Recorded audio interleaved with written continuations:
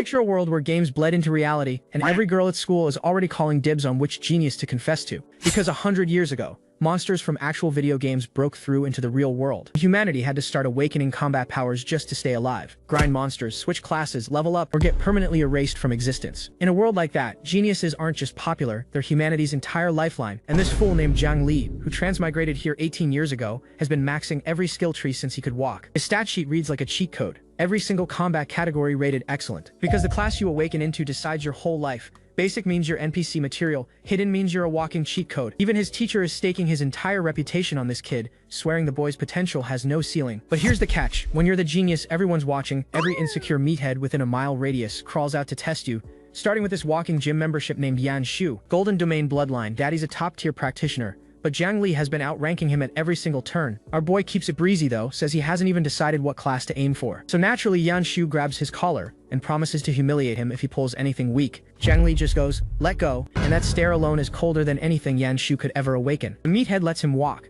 but keep your eye on this rivalry because it's going to matter. See, in this world, when a genius fails their awakening, they don't just lose respect, they become the entire school's content. The ceremony kicks off and the very first student up there faceplants on the spot. The instructor, who showed up in a dress that should be classified as a distraction hazard, sends the kid off and calls for the next one. Then the whole arena floods with green energy, and Muon steps out as an advanced swift archer, and brother, the blonde hair, the bow, the aura. The crowd goes absolutely feral because she's the Academy's crown jewel. And right now, she is proving exactly why. Next name called, another burst of light, and Yanshu pulls Flame Mage, an advanced class, then has the absolute nerve to look disappointed about it. 2 advanced awakenings back to back, and this clown is already running his mouth about even bigger things on the horizon. Then looks Jang Lee dead in the face and says effort is a joke because talent is something you're born with. They call his name and Jang Lee walks up like everything in his life has been building to this exact second. Every judge at the table zeroes in and his teacher is white-knuckling the clipboard. He steps onto the platform and the air around him starts pulling inward like a vacuum. Then everything detonates, artifacts spiraling, energy flooding the arena. The kind of display that rewrites history books. The teachers physically launch out of their chairs, papers scattering, because nobody was prepared for this level of power. His teacher can barely hold it together, whispering about the legendary hidden class that nobody has seen in years. Basic Mage. The absolute bottom tier. The class you get when the system gives up on you. And every single judge is sitting there in shock, wondering how the best student alive just rolled the worst class in the entire game. And the first person to twist the knife is exactly who you think it is. Yanshu cackling like he just won the lottery. And within seconds, the whole school is already rearranging their rankings, simps lining up to pledge loyalty to Muon like she's accepting applications. Meanwhile, Jang Lee is standing there in complete silence, while every shadow in the crowd takes turns spitting on his legacy like it's a team sport. And there he is, walking through the arena completely alone, whispers hitting him from every direction like invisible knives. He's standing in the dark thinking, is this really it? Is this where 18 years of grinding just ends? But then something shifts behind those eyes and you can feel it. Because the system just dropped a notification that changes absolutely everything. Special talent, skills automatically max level. This fool is staring at it like, wait, I have never heard of this before. Could this be tied to the fact that I literally reincarnated into this body? He pulls up his skill tree and sees 3 starter spells, but they are not maxed yet. Fireball spell, light armor spell, meditation spell. The absolute starter pack of a bottom tier mage. And then the bars just start climbing on their own. Level 5 to 7 like someone plugged in a cheat engine. He's watching this with his own eyes and his brain is doing full system reboot. Every single bar is filling to the brim, all 3 skills rocketing toward cap simultaneously. Max level. All of them. And now he remembers something his teacher once said. Every class starts with 3 level 1 skills, and when you level them up the power increase is not gradual, it is exponential. But here's the thing, leveling skills is borderline impossible, and almost nobody in the entire world has maxed all 3. And this kid just got them handed to him for free with a grin that says he knows exactly how broken this is. He's standing there realizing that auto-max skills on a basic mage is somehow more overpowered than any hidden class in the game, and fate just slipped him the ultimate consolation prize. But before he can even celebrate, his teacher finds him and grabs him by the shoulders. The principal is out here delivering a whole pep talk about how even a basic class has endless possibilities and all the teachers still believe in him. And Jang Lee, who literally just unlocked God mode 30 seconds ago, smiles and goes, "Thank you, principal, I will keep working hard." The acting on this man is award-worthy because the principal walks away genuinely moved while Jang Lee is hiding the most busted talent in history under that hoodie. Meanwhile, the peanut gallery is still feasting on his downfall like it's the highlight of their whole semester. Because apparently watching a genius crash is more entertaining than watching one succeed.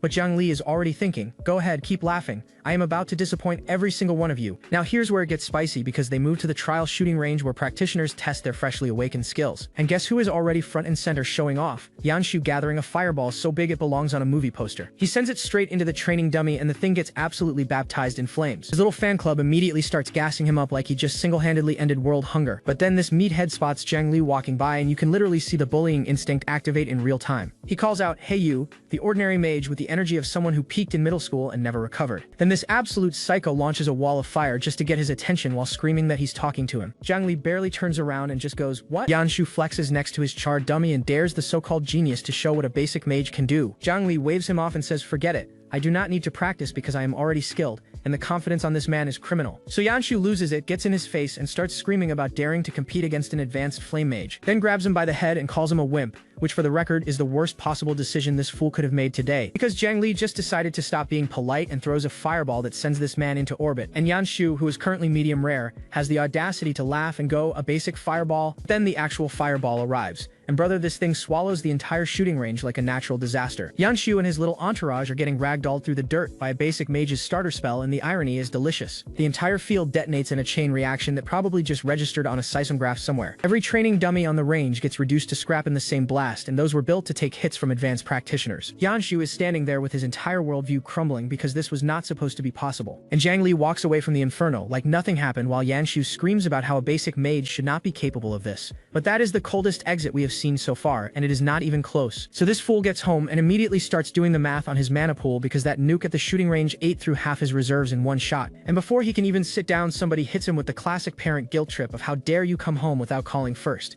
And then his mom walks in and brother, I need a moment because the artist had absolutely no business drawing someone's mother like this. He sits down to eat and casually drops that he awakened today as a mage like he is not currently the most dangerous starter class user on the planet. And his mom is over here beaming about how mages are great because they get to hide in the back row, which is adorable because her son's idea of back row support is erasing the entire field. But then she pauses mid-dinner and goes, "Oh wait, mom has something for you," and Jang Lee is sitting there with chopsticks in his mouth like, what now? She pulls out this sealed box and says it is from your father, who was apparently a powerful professional, and hold on because that is brand new information. Jang Lee nearly chokes because she told him his entire life that his dad died before he was even born, and now she is just casually name-dropping him at dinner. So he starts grilling her, asking if his father was so powerful, where has he been this whole time, and why did he abandon them for 18 years without a single word? And she just says he went to the edge of the world because there were important matters to attend to, which is hands down the most deadbeat dad excuse in fiction. But she begs him not to blame his father because apparently the man promised to make Jang Lee a mage, which is why she pushed mage studies on him his whole life. Then she starts crying, saying now that you have grown up and become a mage, and I swear if this manhwa makes me feel things for a backstory, I will never forgive it. She wipes her eyes and tells him to take the box to his room because mom is tired.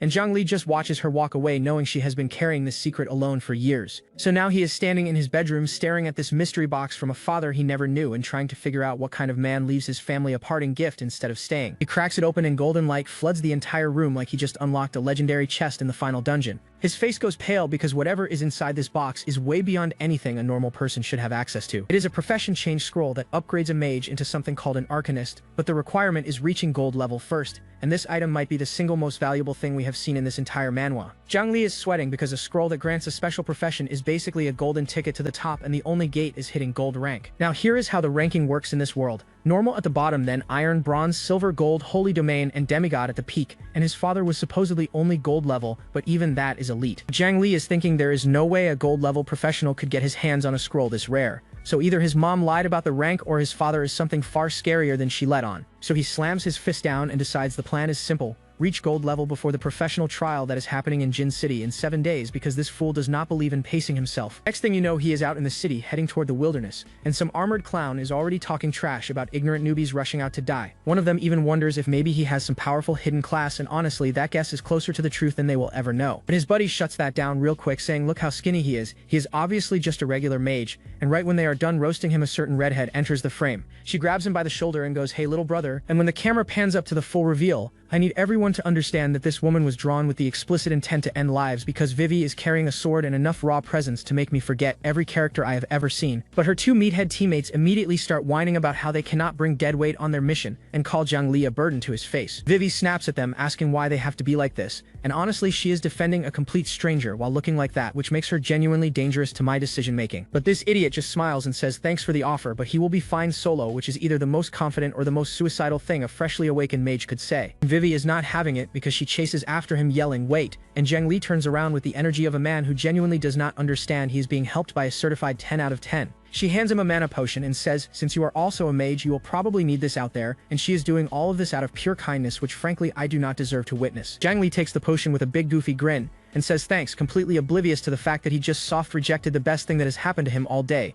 And Vivy waves goodbye with a smile that the artist drew like a personal attack on my well-being. telling him to take care of himself while walking away. Now we cut to the Grey Forest, where the first mob he finds is a level 4 Big Brother Goblin, and this thing is built like it has been doing deadlifts with tree trunks since birth. Jang Lee peeks out from behind a tree sizing this thing up, and you can tell he is not even slightly worried, which for a brand new mage is certifiably unhinged behavior. He opens his palm and a flame sparks to life because in this man's vocabulary the word subtlety does not exist, and he sends the max level fireball screaming through the forest like a comet with a personal grudge. The goblin barely has time to lift its club before the blast hits it dead center and starts cooking this creature from the outside in. This thing is screaming and swinging its stick while being swallowed alive by flames that no level 4 mob was ever designed to survive, and the entire clearing detonates into a wall of fire that probably just scared every creature in a mile radius into early retirement. Jang Lee is standing over what used to be a goblin and is now a campfire, because a max level starter spell just one-shot a level 4 elite mob and the grind has not even started yet. But the second that goblin hits the floor, this fool hears rustling in every direction, and an entire squad of goblins comes pouring out of the trees because apparently that fireball was basically a dinner bell for every green freak in the forest. But does this maniac panic?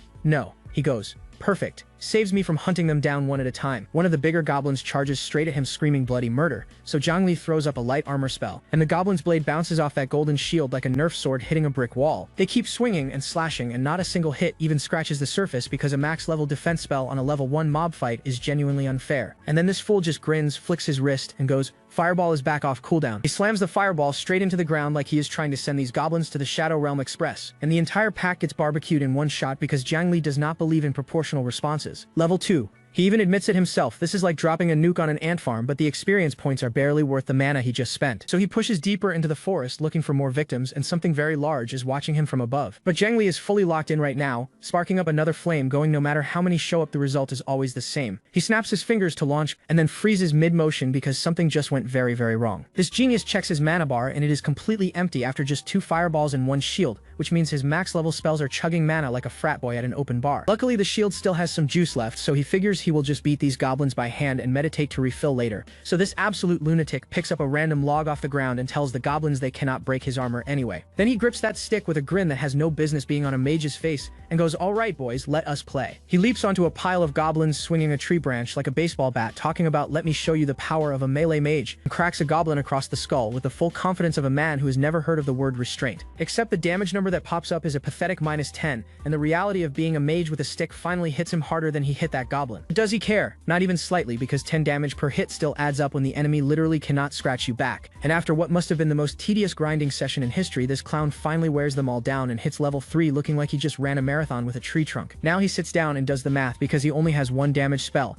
2 casts max before he is empty, and needing a shield every fight means the grind speed is absolutely tragic. And right when he is sitting there doing mental arithmetic, something drops out of the sky with weapons drawn. Jang Lee freezes because that sound coming from the darkness behind him is not regular goblin energy, and those red eyes multiplying in the fog are a very bad sign. Because standing right there is a goblin the size of a refrigerator holding an axe that weighs more than Jang Lee's entire future, and the game labels it an elite monster. And what does this deranged individual do? He smiles and goes, "Perfect timing, because elite monsters give way more experience, and that is apparently all the reason he needs." He throws up light armor spell with the energy of a man who has never once considered that something might actually kill him. The giant goblin just looks down at him the way you look at an ant that walked onto your dinner plate, and Jang Lee is suddenly having second thoughts. Because he glances at his status screen and his mana is bone dry, his health is barely hanging on, and the shield he just cast ate the last fumes in his tank. And now he is face to face with a level 10 giant axe goblin with 0 mana, no shield, and nothing but a stick, and the audacity that got him here in the first place. The giant axe goblin brings that weapon down like it's trying to split the earth in half, and Jang Lee barely has time to flinch. The blade craters the ground where this fool was standing half a second ago, and the shockwave alone sends rocks flying like shrapnel. And the big green freak is grinning like it already won, while Jang Lee is standing there going, "Okay, this is going to be a problem, because even dodging costs energy this moron does not have."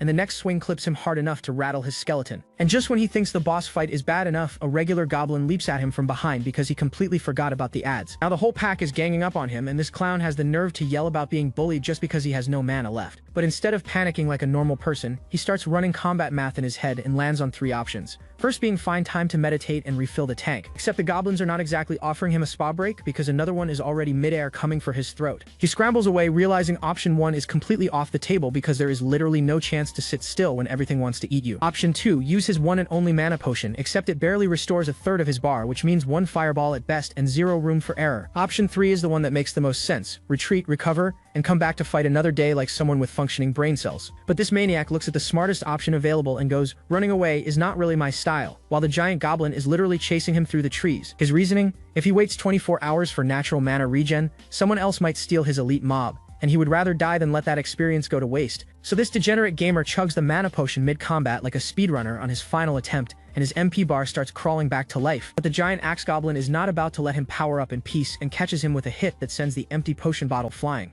And right before the finishing blow connects, Goblin freezes because its axe just bounced off something it did not expect. Light armor is back online, and Jang Lee is standing inside that golden hexagon shield looking absolutely untouchable with his health bar hanging by a thread. Now here is where this gets genuinely insane, because he is calculating exactly how much mana he can regen with max level meditation before the shield shatters. The goblins are throwing everything they have at the barrier, and this fool calls it a gamble like he is at a casino and not fighting for his actual life. And then this absolute psychopath sits down cross-legged inside the shield and starts meditating while monsters are beating on his barrier like a drum. The giant goblin is fuming at this point, teeth bared, veins popping, genuinely offended that its prey is taking a nap. Every goblin in the pack is wailing on that shield, and the durability bar is melting faster than his mana is filling up, which is not great news. The shield starts cracking, pieces breaking off, and his MP bar is maybe halfway while the shield bar is basically in the red zone. The giant goblin rears back for one final overhead strike that is about to turn that shield into confetti, and the barrier explodes into 1,000 pieces around him, but Jang Lee opens his eyes looking way too calm for someone who just lost his only protection. Because the mana bar has just enough juice, and those glowing blue eyes say one thing: that is enough. And this lunatic has the audacity to look at the goblin and go,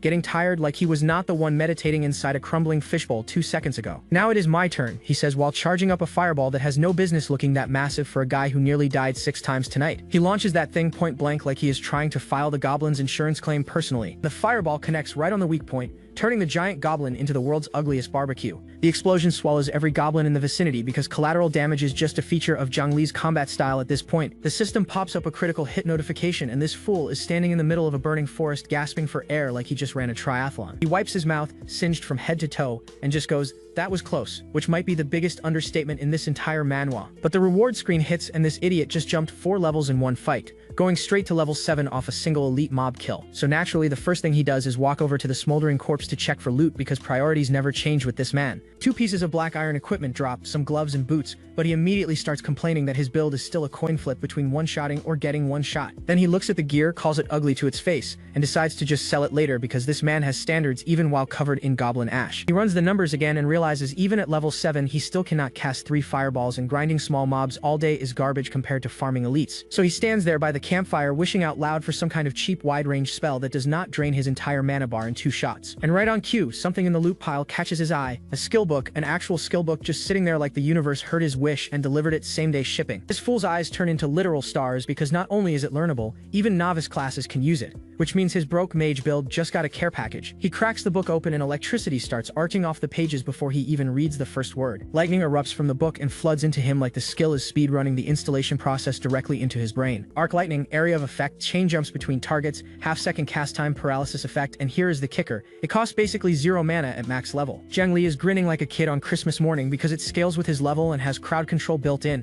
which is exactly what his kit was missing. So he goes looking for test subjects and finds an entire goblin camp passed out around a campfire like they have no idea what is about to happen. Lightning rips through the camp and sends goblins flying like someone plugged them into a wall socket because Jang Lee does not believe in fair fights. The survivors wake up absolutely livid, scrambling for their weapons and genuinely confused about where the thunderstorm came from on a clear night. But this maniac is already charging another bolt, going, one shot was not enough? Like he is personally offended they survived. He fires again without even waiting because the cast time on this spell is half a second, and the cooldown is a joke. The chain lightning bounces between every goblin in sight like a ping-pong ball of pure deletion, and none of them can even move because of the paralysis. Now the damage per hit is not as high as Fireball, he admits that. But when you can cast it this fast, who even cares? Because 4 arc lightnings cost the same mana as 1 fireball but cast faster, cooldown quicker, and he does not have to herd monsters into a group first. This fool realizes he just solved every single problem his build had and now has a way to farm small mobs without burning his entire mana pool on 2 spells. So what does he set his sights on next? The area boss of the Grey Forest. Because if one elite gave 4 levels, then the zone boss must be a gold mine. But at least this time the idiot learns something, because he sits down under the moonlight to actually top off his mana before picking a fight with something that might kill him. This fool actually found the goblin tribe and is already scoping it out like a delivery driver checking the address before knocking. He creeps up holding a wooden stick like it's going to protect him from anything and goes, "They should all be asleep, right?" His brilliant plan is to tiptoe past an entire sleeping army, find the boss, and just blast it with fireballs before anyone wakes up. And then this genius steps on a goblin. The look on his face is the exact face of a man who just realized stealth was never his stat, because the goblin he stomped on is now very awake and very confused about why somebody's foot is on its face. And suddenly there's a red-eyed goblin guard towering over the scene looking like the night shift manager who just caught someone stealing inventory. So naturally, Jang Lee handles this with grace and dignity by sprinting through the camp like a man who owes money to everyone here. He catches one of them and grabs it by the head going, "I knew it," like he's testing whether these things are as squishy as they look, which was a mistake because every goblin within a mile radius just heard that and took it personally. The entire tribe is now awake, armed, and converging on this one fool who thought sneaking meant walking slightly quieter. And this moron is running for his life, screaming sorry while also yelling about needing to save mana for the boss, like he's multitasking his panic. One of them catches him with a clean slash and Jang Lee takes the hit right across the back because running in a straight line is apparently his only evasion technique, and that flip switches.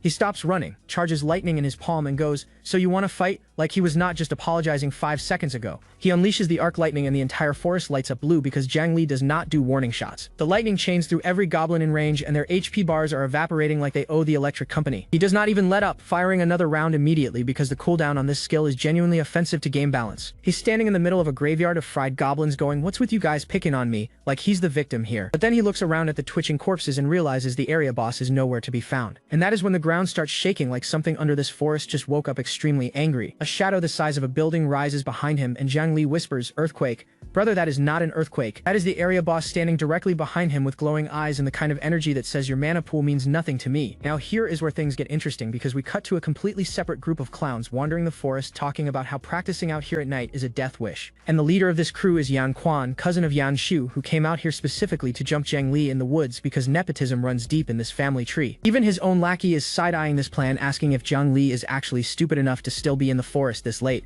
Quan hits him with a classic villain close-up and goes, "You don't trust me?" which is never a comforting thing to hear from someone wearing that many spikes. The lackey immediately folds, waving his hands like a man begging not to get punched, rambling about how elite monsters and bosses will destroy entry-level practitioners. But then the ground starts rumbling under all three of them, and suddenly nobody cares about the argument anymore. Quan's face lights up like a man who just found a coupon for someone else's hard work, because he realizes somebody triggered the area boss. He runs the numbers out loud. The area boss is the Goblin Shaman. 3 Black Iron practitioners can barely handle it, so the play is obvious. Let whoever's fighting soften it up first, and then swoop in for the kill steal afterwards. This man is speedrunning every villain trope in the handbook and smiling about it. Meanwhile, our boy is sizing up the Goblin Shaman, thinking it seems weaker than the elites he already fought, which is exactly the kind of confident miscalculation that gets people sent to respawn. The system tag pops up. Level 20 boss, Goblin Shaman. This fool is level 7 fighting a level 20 boss and somehow thinks the vibe check is in his favor. He conjures a fireball and goes, "Oh, you're a mage too," like he's meeting a colleague at a work conference and not a monster that wants to delete him. He dodges the shaman's fire and claps back saying its casting speed is too slow, which is genuinely the most disrespectful trash talk you can throw at a fellow caster. The fireball connects and the system screams critical hit as the entire arena turns into a furnace. The shaman is cooking inside that inferno,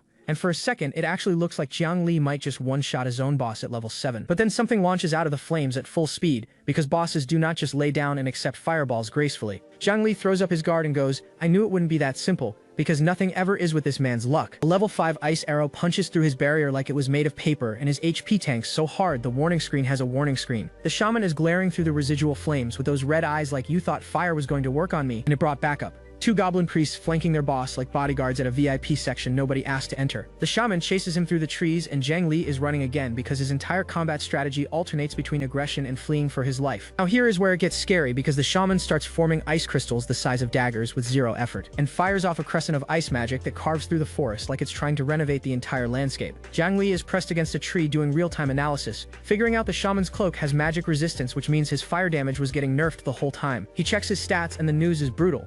HP in the gutter, MP basically empty, and the boss fight just started. Is this genius strategy or is he just getting punished for overconfidence? But instead of panicking, this idiot's eyes narrow and he decides to try recovering mana before the shaman finds his hiding spot. Too bad the shaman does not care about his recovery plan because ice spears are already slamming into everything around him. The whole forest is becoming a frozen battlefield with ice projectiles raining down and trees shattering like glass while Jang Lee plays the world's most stressful game of hide and seek. The goblin shaman raises its staff and the temperature drops so hard you can practically feel the cold through the screen. It fires a concentrated beam of ice magic straight down like it's trying to drill through the earth to find Jang Lee's hiding spot personally. The blast tears through the forest canopy and the sheer force of this thing is levels beyond anything Jang Lee has faced tonight. Ice and debris collide in midair, and the entire zone looks like winter decided to invade summer overnight. But while all that chaos is happening, this absolute maniac drops into meditation right there on the battlefield with ice magic detonating around him like fireworks. His eyes snap open glowing blue, and you already know what that means, because we have seen this exact calm before. Except the shaman is already winding up its strongest attack yet,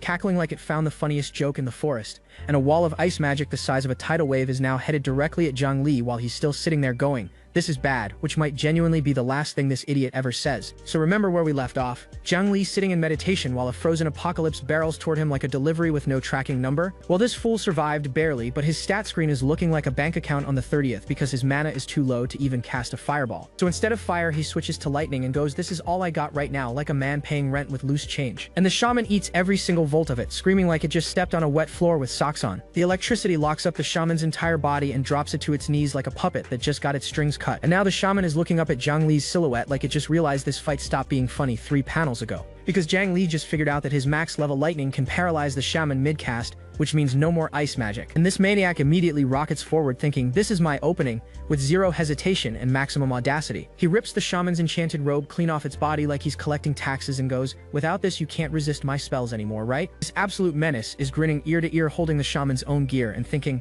"Now that I have his equipment, it is my turn to beat you." And he launches at the boss with the confidence of a man who just found the cheat code. The shaman is gasping for air, barely standing, leaning on its staff like a grandpa who walked one flight of stairs too many. But then its eyes go full crimson, and something in those red pupils shifts from fear to rage, because the shaman still has backup and the remaining goblin guards start fanning out through the forest looking for Jang Lee. The shaman spots something and its one good eye goes wide with shock. It catches a glimpse of Jang Lee glowing through the trees, and the shaman is not about to let this kid set up another combo. So the shaman goes nuclear, charging ice magic one more time with everything it has left in the tank. And it deploys a full magic circle barrage, launching an ice spear the size of a minivan directly at where Jang Lee was standing. The ice blades carve through the forest like a blender on max speed, shredding everything in their path. And the impact zone looks like a meteorite just landed, except it is made of pure frozen devastation. Shaman is standing there with ice magic still swirling around its claws, fully convinced it just deleted Jang Lee from the game. But then it looks at the impact zone and those red eyes widen because something is very wrong. The crater is empty. Just ice and rubble and absolutely zero dead mage anywhere to be found. Before the shaman can even process what happened, it hears a voice from behind going,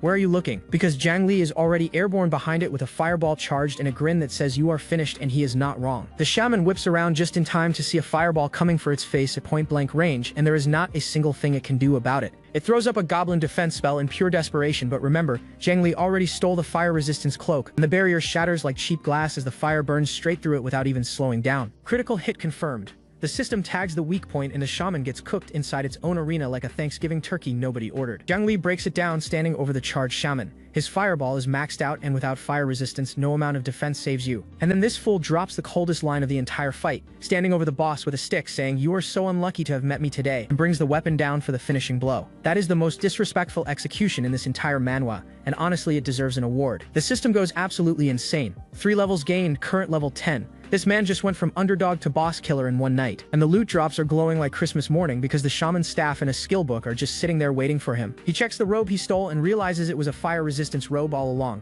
which explains why his fireballs were hitting like wet napkins earlier. Only problem is the durability is at 0 now. But the real prize is the skill book because Ice Arrow just got absorbed directly into his kit at max level. The same spell that nearly ended his life is now his to use. He is holding the skill book grinning thinking, if a level 5 Ice Arrow almost deleted me, what is a max level 1 gonna do to everything else? Plus the goblin staff has magic penetration built in, which means he can now shred through magic resistant monsters like they are made of tissue paper. This kid's inventory is looking stacked. Here is where the vibe dies completely because a voice cuts through the forest going, "Boy, do not move, put your hands in the air." And there is Quan rolling up with his goons who confirm nobody else is nearby and that all of Jang Lee's teammates should be dead. Convenient information to have. Quan walks up with that snake smile and goes, "You just soloed an area boss after awakening. Impressive, but it is a shame you abandoned your team since they were probably stronger than you." Jang Lee throws his hands up confused going, "How do you even know my name?" Because this stranger knowing his identity is raising every red flag in existence. Quan introduces himself all proud as Yan Quan from the Yan family in Jincheng, flanked by his 2 lackeys like a villain who rehearsed this entrance in a mirror. And now the real reason comes out. Apparently Jang Lee used to bully Quan's cousin at school, and Quan is here asking if Jang Lee really thought he could mess with the Yan family. Jang Lee immediately switches to damage control mode, waving his hands going, "Bully him? That is classmate Yan's cousin. I would never dare," with the most unconvincing smile imaginable. Then this coward starts offering up his boss loot as a peace offering going, "Hey, take whatever you want, let us be friends," which is genuinely the most pathetic negotiation strategy I have ever seen. Quan scoffs at the offer and Jang Lee is standing there with his hands up surrounded by goons looking like a man who brought a bribe to a robbery. Because Quan drops the pretense entirely, eyes glowing red, asking Jang Lee whether he wants to keep his hand or his leg, and promising to be gentle about it. This man is genuinely unhinged. But that is when Jang Lee's eyes go dark and ice starts forming in both his palms because he was never actually scared, he was buying time. One of the lackeys panics and yells that Jang Lee has been using meditation to recover his mana this entire time, which means every second of that fake surrender was a cooldown phase. Quan does not care though because he is thinking, all three of us are advanced level professionals. What is one entry-level mage going to do? And Jang Lee tilts his head forward with that half-shadow grin and goes, all three of you are advanced level? That is great. Like a man who just found out the buffet is all you can eat. Quan is not having it and charges forward threatening that they will not even give him time to cast a single spell, which would be a solid plan if Jang Lee had not already finished casting. Because Jang Lee unleashes the max-level ice arrow on all three of them at once, and Quan's crew gets sent flying like bowling pins at a tournament they were not invited to. Quan eats dirt so hard the ground cracks beneath him and the ice is still sparking across his body like he got tased by the entire electrical grid. And Jang Lee is just standing over them casually going, you know they say villains die from talking too much, right? Quan is lying there twitching and paralyzed, stammering about how Jang Lee can cast spells that fast, which is genuinely the funniest question to ask after you already lost. Jang Lee lights up another fireball in his palm, looks dead at Quan with those blue eyes and just goes, who knows? The disrespect is genuinely immeasurable. And the entire forest lights up in a pillar of fire that turns the night sky orange because Jang Lee just detonated this man's whole career in one blast. When the smoke clears, all three of Quan's crew are stripped naked and lying in a crater because this maniac looted them down to their underwear and did not hesitate for a single second. This fool is sitting cross-legged with a sack full of stolen gear, grinning ear to ear going, what else is there to grind after the area boss? Robbing people for profit, of course. He has zero moral compass, and honestly I respect it. But then reality hits because he only gained 3 levels from the area boss and this greedy idiot is already thinking about where to grind next. He walks away carrying the goblin staff and all of Quan's belongings, casually narrating how 3 black iron tier professionals tried to rob a newbie and got wiped instead, and that it is simply too embarrassing to even talk about. He makes it back to Rosetown and the streets are quiet, just a few people catching their breath from their own runs outside the walls. And our boy is hauling so much stolen equipment through the streets that he looks like a pack mule with a gambling problem, wishing out loud for a spatial storage item. Until he finds exactly what he is looking for, a place called the Golden Dragon Treasury, and the doors swing open glowing like they are personally inviting his wallet inside. And the first thing he sees when he walks in is a pink-haired shop girl in an outfit that was designed specifically to make customers forget what they came here to buy because she is asking if she can help him with something. And my brother in gaming, I need her to help me with several things. Jang Lee dumps his entire loot haul on the counter and asks to sell it all while she cheerfully starts sorting through the mountain of gear he just robbed from 3 grown men. She tallies everything up and goes, that will be 972,000 flame dragon coins, but let us round it to an even million for you. And this fool nearly falls out of his chair because 1 million coins just materialized in his bank account. He is doing the mental math in real time thinking, my mom makes 3,000 to 4,000 a month, and I just casually printed 1 million in one night. And now he is already planning to give her a better life, which is genuinely the one thing that makes me root for this degenerate loot goblin. He immediately pivots to shopping mode and asks if they sell skill books, while the shop girl leads him deeper into the store, and somebody with very long purple hair is watching from the upper floor. Keep your eye on that one, because that is Mo Ching Ching, Golden City Academy's certified genius girl, and she just recognized Jang Lee from across the building. And listen, the artist drew this woman with intent to cause harm because she is absolutely devastating. Meanwhile, this oblivious fool has wandered into the library section and is asking for basic mage class skill recommendations, completely unaware that a certified baddie with academy credentials is upstairs thinking about him. She lays out every beginner mage skill they stock and it is all Windblade, Ice Arrow, the usual starter pack, each one running 600,000 flame dragon coins. And Jang Lee chokes because 600,000 per book means his brand new million is basically pocket change in this economy, so he does what any broke genius does and decides to buy something cheap to hold him over until he can afford the real stuff. He takes stock of his kit, Fireball for single target, Arc Lightning for the area nuke, Ice Arrow for burst, plus light armor for defense, and realizes what he is missing is crowd control, so he grabs a slowdown technique book for 600,000. He absorbs it instantly because of course he does, maxing it on contact, and now this kid has a full spell loadout that most entry-level mages would sell a kidney for. But the build is not complete yet because his mana pool is still a bottleneck, so he spends his remaining coins on blue potions like a gamer preparing for a raid, and honestly this level of min-maxing is beautiful to watch. Now here is where the scene cuts to something interesting, because in a private reception room, someone is briefing Mo Ching Ching about a black iron tier dungeon that just appeared in the Gale Plains, except nobody knows where the entrance is yet. Ching Ching crosses her legs and says she will personally lead the search tomorrow, and I need to be transparent with you right now. This woman is sitting there with an energy that would make empires negotiate, and I am respectfully losing composure. But then her mind drifts back to the person she just saw downstairs, because she heard Jang Lee's awakening ceremony went wrong and he ended up as just an ordinary mage. So what is he doing here buying skill books like he has a career? Her butler snaps her out of it going, "Miss, what are you thinking about?" And she jolts back to reality like someone who just got caught daydreaming in class. She goes red and waves it off with the most unconvincing nothing at all in recorded history. and there is no universe where that butler believed a single word of that. Butler smoothly changes the subject and tells her that clearing this dungeon could skyrocket her level all the way to Black Iron tier, which is apparently a big deal around here. And by the time the trial competition hits next week, she would surpass even Miss Lee from the Lee family, which makes Kingsing smile with the quiet confidence of someone who already knows she is built different. She stands up and orders Fubo to assemble the squad immediately because she is leading them into that dungeon herself. Meanwhile, out in the Gale Plains, a pack of blue Gale Wolves is tearing across the grasslands dodging fire and lightning bolts because guess who already found his new grinding spot? Jang Lee is standing on top of one of these wolves, riding the thing like a surfboard while blasting ice and lightning in every direction, and the art on this panel goes unreasonably hard. The wolves have visible health bars now, and his magic is shaving them down to nothing because every level he gained translates directly into higher damage output. He flexes arc lightning across his fingers and realizes that at his current power, going back to goblins would be a one-shot massacre, which means these wolves are the correct difficulty tier for grinding. But these wolves are not goblins because one of them lunges from behind with jaws wide open, aiming to collect his entire head as a snack. And Jang Lee pops light armor just in time, tanking the bite with a golden barrier that sends the wolf bouncing off him like it just ran face first into a brick wall. But the problem is there are way too many of them because he is surrounded on all sides by wolves that just keep respawning, and this fool is thinking it never ends. So he plants his feet and launches forward, charging straight into the pack with his staff crackling blue, deflecting wolves left and right with the energy of a man who treats mob farming like a personal workout routine. He channels arc lightning through the staff and fires it off in a massive wave that should theoretically fry every wolf in the vicinity. Except these wolves are fast enough to actually dodge the lightning mid-flight, splitting apart and weaving through the bolts like they have been training for this exact scenario. And that is when Jang Lee narrows his eyes and realizes these Gale Wolves can actually dodge arc lightning, which means raw damage is not going to carry this fight alone. So he adapts on the spot and dashes forward because if they want to play the speed game, he has got a brand new answer for that, throwing out the slowdown technique as a massive purple magic circle rips open in front of him,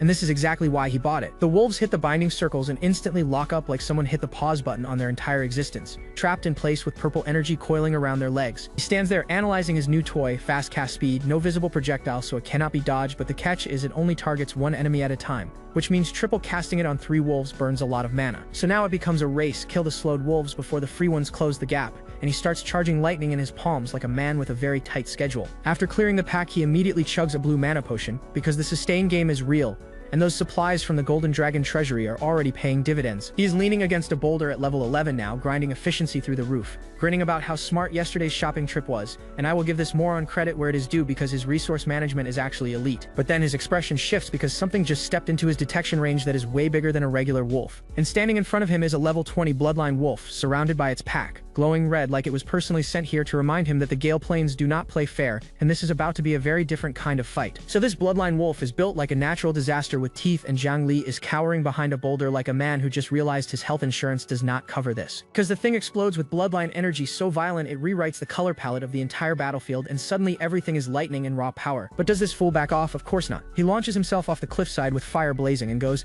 "Now let's take out the mother," like a level 11 picking a fight with a raid boss, and he nails the weak spot. Critical hit registered, screen filled with nothing but fire and damage numbers, and somehow this idiot found the one soft spot on a creature built entirely out of murder. The pack is wiped, and now it is just him versus the boss wolf, one-on-one, and this maniac is planting his staff in the dirt like he engineered this exact outcome. Except the wolf takes that personally because it rips forward with enough force to split a boulder, and those fangs are not for decoration. So Jang Lee throws up the slowdown technique with a purple magic circle blooming in the wolf's path and tells a creature 3 times his size to behave itself, and the binding magic hooks into the wolf mid-lunge and drives it into the ground like gravity just tripled on command. But this wolf has a phase 2 because it projects a phantom spirit form straight at Jang Lee's face, and suddenly the fight just got a lot more intimate than he signed up for. He's staring at this beast thinking, I genuinely have no idea where the weak spot on a Gale wolf is supposed to be, while the wolf snarls at him from inside its purple restraints. But then the fire ignites in his palm and he gets this grin that says he has already solved the equation without needing the textbook. It's hairy, it's weak, and it's on fire. That is the coldest trash talk ever delivered to a wolf in Manhwa history,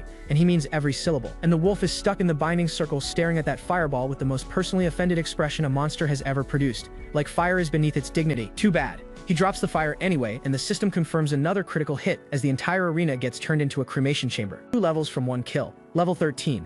That boss wolf was basically a walking EXP piñata, and this maniac cracked it open without flinching. Plus it drops a black iron dagger and a black iron ring, and before the corpse is even cold, this man is already running an appraisal on the merchandise, like a pawn shop owner. First words out of this loot goblin's mouth are, I wonder how much I can flip these for, and at this point his actual awakened class is not mage. Then the ground starts trembling, and something heavy is tearing through the plains in his direction, getting closer with every second, and it is not slowing down. Jang Lee picks himself up and looks around confused because the Gale Plains apparently enforce a strict no-rest policy on anyone stupid enough to grind here. And the second his his eyes lock onto what's coming, every bit of celebration drains from his face, because a wall of dust the size of a small city is rolling across the grassland directly toward him. It is an entire wolf stampede, hundreds of them, flooding the terrain like the server just spawned a world event and forgot to warn anyone. He crouches behind cover, gripping his new dagger, going, "I literally just finished murdering an elite monster. There is absolutely no need for this kind of retaliation." But the wolves are already flooding in from every angle, and he is about to experience what it feels like to be roadkill. He is getting ragdolled through the stampede like a grocery bag in a hurricane while wolves barrel past him on every side. But then mid-chaos he grabs a mana potion and realizes something crucial. These wolves are not targeting him, which hits him like a truck, because if they are not here for revenge, then someone else pulled the trigger on something way bigger. His brain connects every dot in a heartbeat. Only the Wolf King can rally a pack this massive, which means someone just triggered the area boss and the whole zone went live. And instead of running the other direction like a sane person, this greedy lunatic sprints toward the boss spawn, screaming that the loot is his, and nobody else touches it. Is this bravery or a clinical condition? Genuinely asking. Meanwhile, the scene cuts to a cave entrance where a completely different party just finished clearing something, and they look like they survived a car crash with weapons. 3 adventurers at the front, weapons drawn, breathing hard. And the one in the center is an orange-haired girl with green eyes and an outfit that the artist absolutely designed to ruin concentration, because she just stole every ounce of my attention from whatever fight scene was happening. But before I can properly lose my composure, the bald captain is screaming at someone about taking advantage of the situation. And the welcome gift is a blade across the swordsman's body, because whoever showed up did not bring a negotiation team. The attackers have the nerve to say, "Blame yourselves for being foolish enough to fight a boss without backup. If I do not grab it, who will?" And the confidence on these parasites is almost impressive, because it is a full-armed squad of bandits announcing that the gear, the Bloodstripe Wolf King's body, all of it belongs to them now. Keep your eye on this crew. Trust me. 3 adventurers look at this mob walking toward them, and the math is so bad it might as well be negative. So the captain tries to negotiate, offering everything they earned, the equipment, the Wolf King corpse, all of it, just to walk away alive. And Vivy is standing right there watching her captain fold in real time. But the Mohawk leader laughs and changes the deal. He does not want the gear anymore. He wants the priest, he wants Vivy, and the temperature in this scene just dropped through the floor. And this creature says, "After I have had my fun, I will naturally let you go," with a face that should be on a registry, because this entire setup just crossed into territory that requires a legal investigation. Vivy screams for her captain, and this man, this absolute waste of a party leader, mumbles back, "Vivy, do not blame me," because this spineless coward is sobbing about wanting to live, and he is genuinely about to trade his own teammate to save himself. Genuinely the most disgusting character in this entire series so far, and there is competition. He reaches for her and she whispers no, and the fact that the danger is coming from her own ally is worse than anything the bandits threatened. She is pressed against the rocks with nowhere left to run, begging them not to come closer, and I need someone to intervene in the next 5 seconds, or this story and I are going to have a serious problem. Hand grabs her and she begs them to stop, and everything about this moment makes my chest tight, because nobody is coming and she knows it. Until a bolt of arc lightning carves through the entire bandit squad, and every single one of these degenerates just received a voltage bill they cannot afford. Every single face in frame freezes. The bandits, the captain, Vivy, nobody has a clue where that came from. The Mohawk leader is seething with electricity still cooking his scalp, screaming about who dares ruin his good fortune,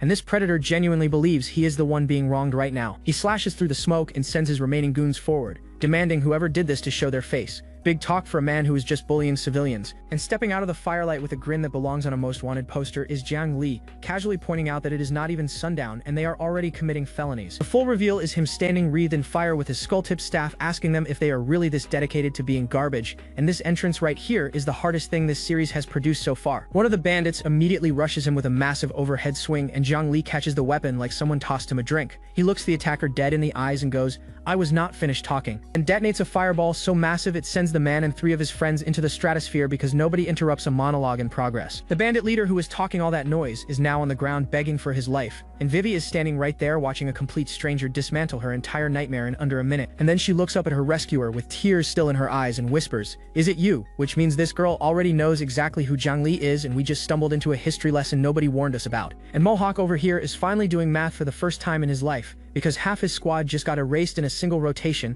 and he's standing there with his little sword wondering if today was really the day to be a career criminal. But this fool talks himself right back into confidence, because in the end he's just a mage, and apparently in this world that means he should be squishy enough to rush down. So he orders every last bandit to charge Jang Lee at once, screaming not to give him time to cast a spell, and these lemmings actually listen. Except Jang Lee catches fire in his palm like he's warming his hands on a winter night, and casually wonders out loud why every single one of them sprints at him like they have a death wish. and then he serves them a fireball so violent it turns the entire rush into a barbecue convention, while asking if they're genuinely that eager to meet their ancestors. The Mohawk leader barely weaves through the inferno while one of his boys eats dirt face first with his weapon spiraling off into the void like it filed for separation. And this man is genuinely malfunctioning because how does a basic fireball hit like a freight train? He's screaming about how it's just a common mage skill and the damage output makes absolutely no sense because every sword in the bandit arsenal just hit the ground at the same time like a coordinated resignation letter. And Mohawk, the same predator who was about to do unspeakable things 5 minutes ago, is now face down in the dirt screaming that this was all a misunderstanding like he's trying to talk his way out of a parking ticket. Then this absolute cockroach switches to bribery mode,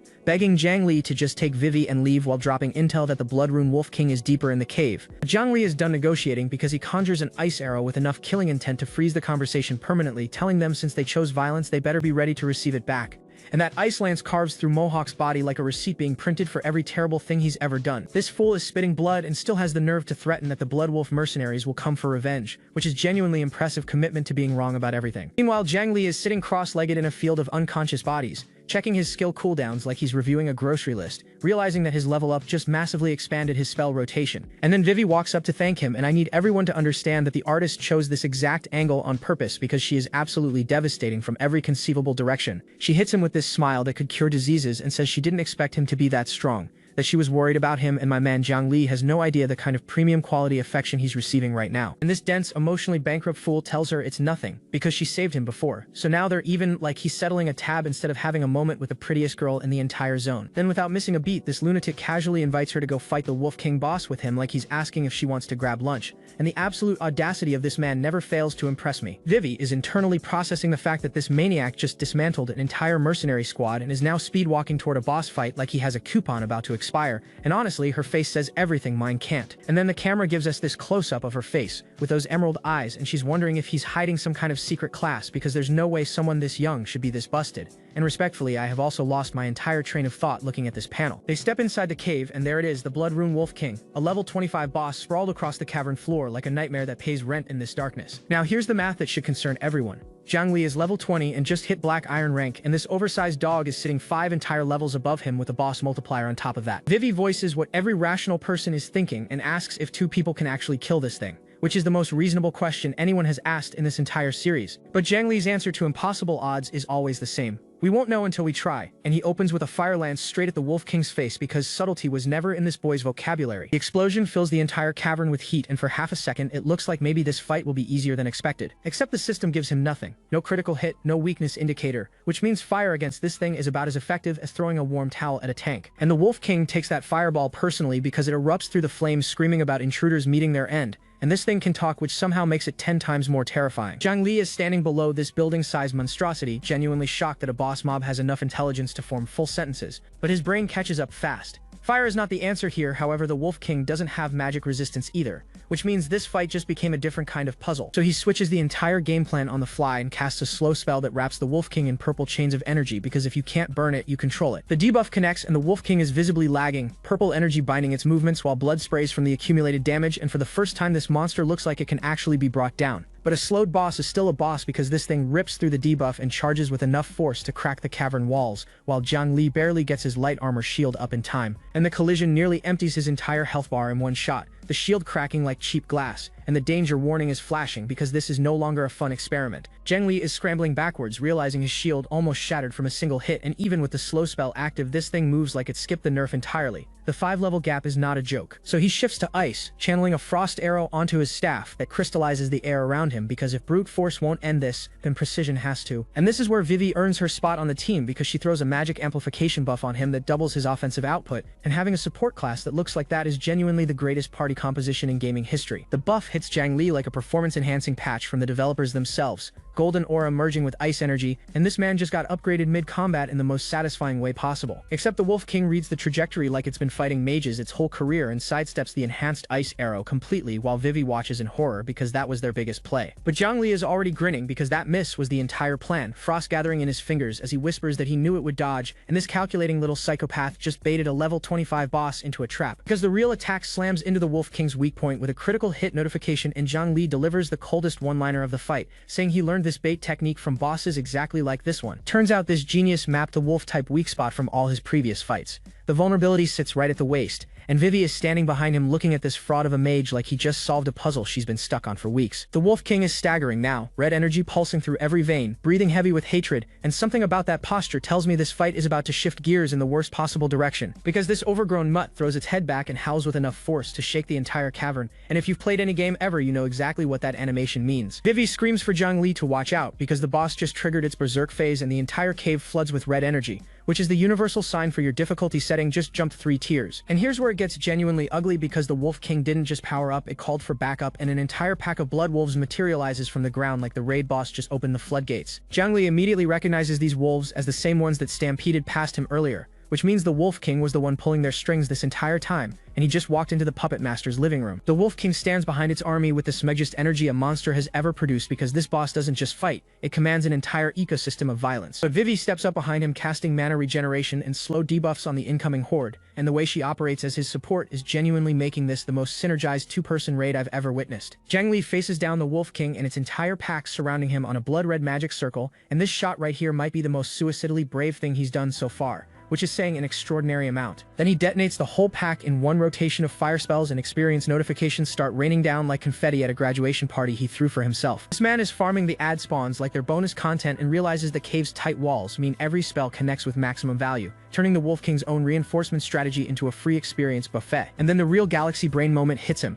Summoning all those minions in this cramped cavern actually slowed the Wolf King's own movement, meaning the boss played itself harder than any debuff could. So this absolute madman looks the Wolf King dead in its glowing red eyes and tells it to use that summon skill one more time if it wants to keep breathing, because he just turned the boss's ultimate ability into his personal power leveling service. The Wolf King's response is nothing but pure unbridled rage, because no human has ever had the audacity to mock its signature ability, and this monster is about to stop holding back entirely. It lunges with everything it has left, claws ripping through the air toward Jang Lee, who is getting pushed back by the sheer pressure of a boss that's decided diplomacy is over. But Jang Lee catches the opening in that reckless charge, fire spiraling in his palm as he whispers that the right moment has finally arrived, and he unloads everything into one devastating blast that swallows the Wolf King whole while his level ticks up to 14, and the howl echoing through that cave is either a death cry or the sound of the fattest loot drop this series has ever seen. The experience notifications are still popping off like a slot machine that forgot how to stop, because this fool turned the Wolf King's own minions into a personal leveling service. And even Vivy is soaking up passive experience just from existing nearby, which might be the most relatable gaming strategy I have ever witnessed. Level 15 hits, and Jang Lee is standing in the middle of a wolf graveyard with his staff glowing like a man who just discovered the infinite money glitch, while Vivy watches from the sidelines, still processing what she just witnessed. This maniac chugs a mana potion like it's a pre-workout shake and immediately yells for round 2, because apparently slaughtering an entire wolf population was just the warm-up set. And then the realization hits him like a freight train, because if the boss can keep summoning minions with this much experience value, why would he ever waste time grinding regular mobs in the open world? The Wolf King is standing there trembling, because every single minion it summoned has been evaporated, and this overgrown mutt is finally asking itself who the real predator in this cave is. Jang Lee hits it with the most casually devastating shrug in combat history, basically telling this level 25 raid boss that its usefulness has been fully extracted and there's nothing left to discuss. So he charges up one final ice arrow with the energy of a man collecting a severance package, because the Wolf King has been milked dry and now it's time to cash in the last receipt. The ice arrow screams across the cavern, and the Wolf King is literally calling him a devil now, which coming from a demon wolf boss is honestly a 5-star review. This thing takes the ice arrow clean through its body and screams that he's nothing but a devil, and honestly that's the most accurate character assessment anyone in this manhwa has given so far. The entire cave starts collapsing around them, and Vivy jumps to level 21 from the shared experience alone, while rocks rain down like the dungeon itself is trying to applaud. Jang Lee pops to level 16 with a grin on his face, bragging about gaining 3 whole levels and a mountain of loot from a single cave run, while Vivy sits there genuinely bewildered at the haul this lunatic just pulled. And Vivy is sitting there asking the question every viewer already knows the answer to, because she watched someone exploit a boss's summoning skill as a personal experience farm, and now she's wondering who the actual boss of this cave was. Then this doofus waves her over all casual, like he's about to show her a cool rock he found instead of the spoils of a raid boss assassination. He hands her a glowing magic staff and says it's her share of the loot, and she's covering her mouth in genuine shock, saying she didn't even contribute anything, which is the most adorable thing to come out of a blood-soaked wolf den. But Jang Lee shuts that down immediately, telling her she restored his mana and boosted his damage, and that she's an excellent support who he needs by his side for future dangers, and this fool has zero clue how hard those words just hit. Vivy clutches that staff with the energy of a woman who just received a marriage proposal, thinking to herself that she's actually important to him, and the artist decided this was the panel to remind us all that she was designed to devastate entire comment sections. They start walking deeper into the cave, and Jang Lee pulls up his inventory to check 2 skill books the Wolf King dropped, Lightness Spell and Swamp Spell, because this man treats post-boss loot review like a kid opening birthday presents. Both skills are sitting at max proficiency already, which explains why the Wolf King was still moving through his slow debuff earlier, because this thing had a built-in speed hack through the Lightness Spell the entire time. And then the Swamp Spell catches his eye because it can lock down multiple enemies at once, and you can practically see the spreadsheets forming behind those eyes as he files this away for the next group of unfortunate mobs. Vivy suddenly yells for him to come look at something, and this girl sounds way too excited for someone standing in a cave full of wolf corpses. It's a ghost orchid, a glowing purple flower that looks like it belongs in a fairy tale and not wedged between the rocks of a murder cave. Jang Lee immediately starts appraising it like an antiques dealer, explaining it's worthless to professionals, but for regular people, it's a top-grade cure-all medicinal herb, and Vivy's already calculating the profit margins with dollar signs in her eyes. He splits them evenly, 1 for each, and Vivy thanks him with the warmest smile this series has produced, and these two are doing couple activities in a wolf crypt, without a single ounce of self-awareness. Then Jang Lee gets real for a second, holding the orchid close and explaining his mother is an ordinary person whose body has been breaking down from years of hard work and chronic illness. He says he hopes this can ease her pain even a little, and Vivy is watching him with those soft eyes, and honestly this man just went from raid boss slayer to filial son in 3 seconds flat, and somehow became even more attractive for it. But the emotional moment gets cut short because Vivy spots a glowing rock wall deeper in the cave, and drags Jang Lee over to investigate, because apparently this cave just keeps giving. Jang Lee tells her to stand back while he lights up a fireball to breach the wall, and the way he shifts from sentimental to combat ready gives me emotional whiplash. The explosion cracks the wall wide open, and both of them are standing in front of a blazing hole that definitely was not on the original cave tour. And what they find on the other side makes both of them freeze, because this is not just another room. It's a dungeon secret realm, a swirling portal crackling with blue lightning that looks like someone left a gateway to a harder difficulty setting just sitting in the back of this cave. The system tags it as a level 25 black iron dungeon called Dark Altar with hard difficulty limited to players level 23 and below in groups of 2 to 6.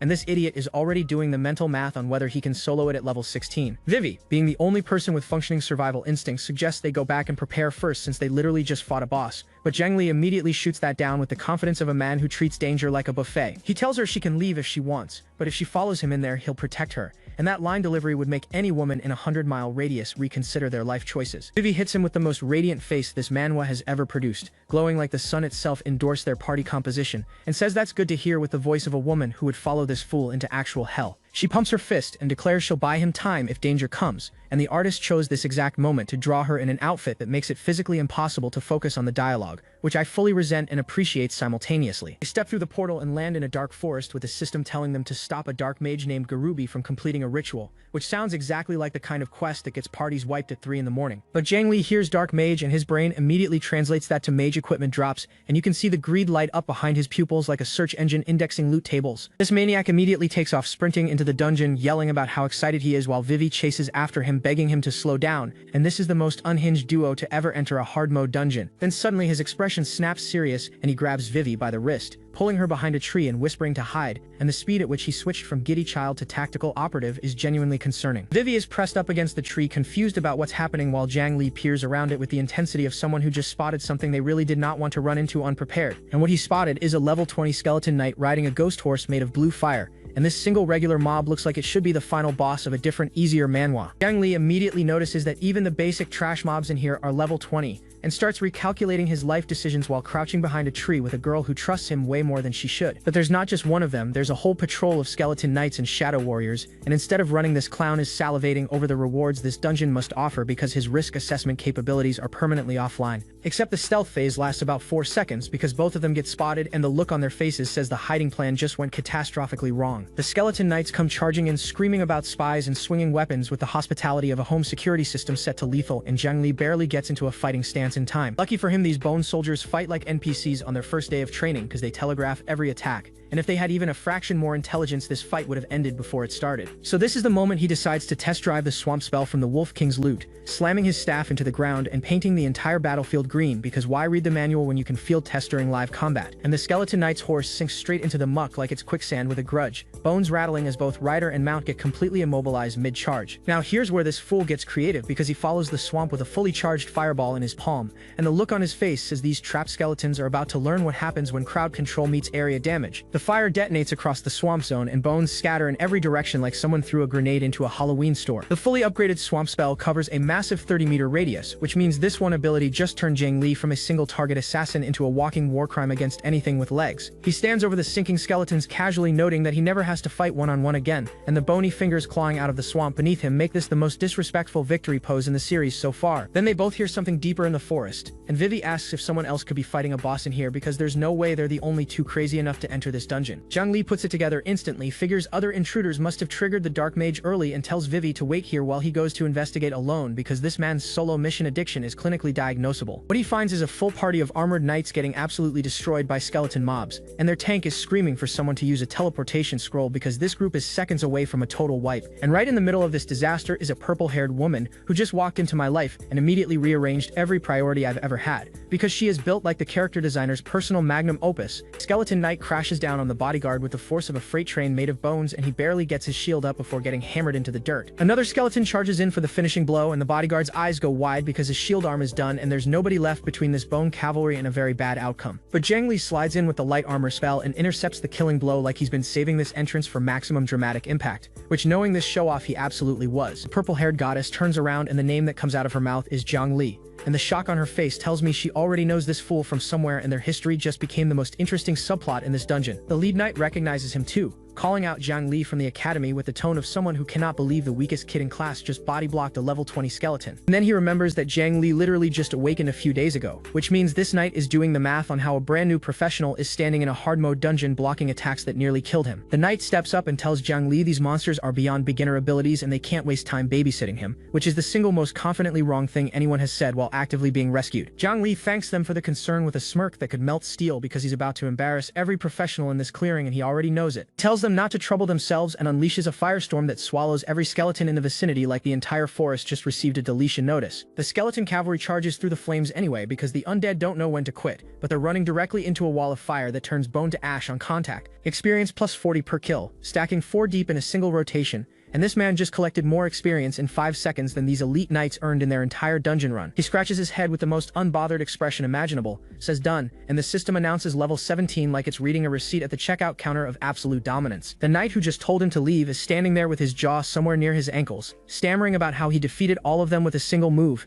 and the cognitive dissonance is genuinely breaking this man's worldview. And the purple-haired vision of perfection whispers that it's truly impressive, with golden eyes sparkling like she just found exactly what she was looking for, and the way the artist drew this panel should require a prescription. The knights immediately switch from "we don't need you" to "we could totally do that too" and start yelling at him to leave, which is the most embarrassing display of cope I've seen from armored professionals. But Purple Hair walks right up to Jang Lee with zero hesitation, saying she knew she wasn't wrong about him, and this fool has no idea who she is because his social awareness is permanently set to offline. Then it clicks and he goes, "Oh, you're Mo Qingqing, the genius girl who's on the same level as Li Moen," which means this woman is certified academy royalty and she's been keeping an eye on him this whole time. King warns him the dungeon is dangerous, while her knight mutters from behind that Jang Lee only finished off monsters they already weakened, which is the funniest lie ever told by a man who was face down in the dirt 30 seconds ago. The knights puff up their chests claiming they're elite Black Iron rank members, and he shouldn't worry about them, and the amount of misplaced confidence in this group could power a small city. Jang Lee couldn't care less about their credentials and just turns to leave because he has a boss to find, and these NPC tier bodyguards are burning his clock. He glances back one more time, mentally notes that these people struggle with basic mobs, and confirms they won't be competition for the boss loot.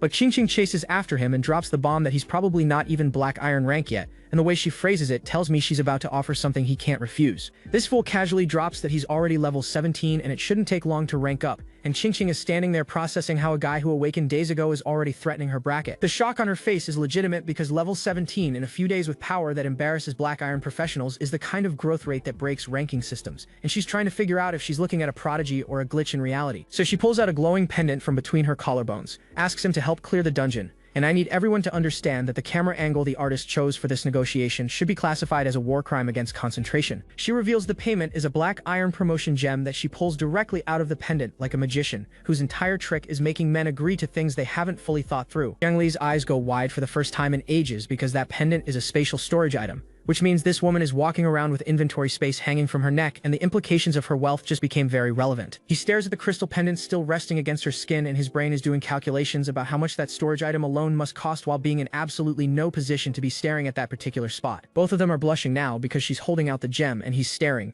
and neither of them is equipped to handle whatever tension just materialized in this dungeon clearing. She clutches her chest and tells him to stop staring at it, and the ambiguity of what it refers to is doing catastrophic damage to this man's reputation. She explains that reaching Black Iron rank requires either passing the Black Iron trial or using a promotion gem directly, and honestly at this point she could be reciting a phone book and Jang Lee would still be listening. His gamer brain kicks back online and he realizes the gem is normally too expensive to justify using, but at his leveling speed he'll cap at 20 before the dungeon ends, and all that extra experience will be wasted without a rank promotion. So he agrees to help but immediately tells King to send her bodyguards away because he refuses to share experience with Deadweight, and the main knight nearly pops a blood vessel at the audacity. The bodyguards immediately revolt, saying there's no way they'll let their lady follow some random alone into a dungeon, and honestly from their perspective this does have an alarming number of red flags. But King crosses her arms, tells them she's bored of their company, and orders them to leave immediately, and the authority in her voice just reminded everyone that she's the one signing their paychecks. The lead knight begrudgingly agrees but says they need to at least test Jang Lee's strength first before leaving their lady with some academy freshmen in a murder dungeon, which is actually the first reasonable thing this man has said. He draws his sword and points it at Jang Lee from across the clearing, demanding to see what he's got.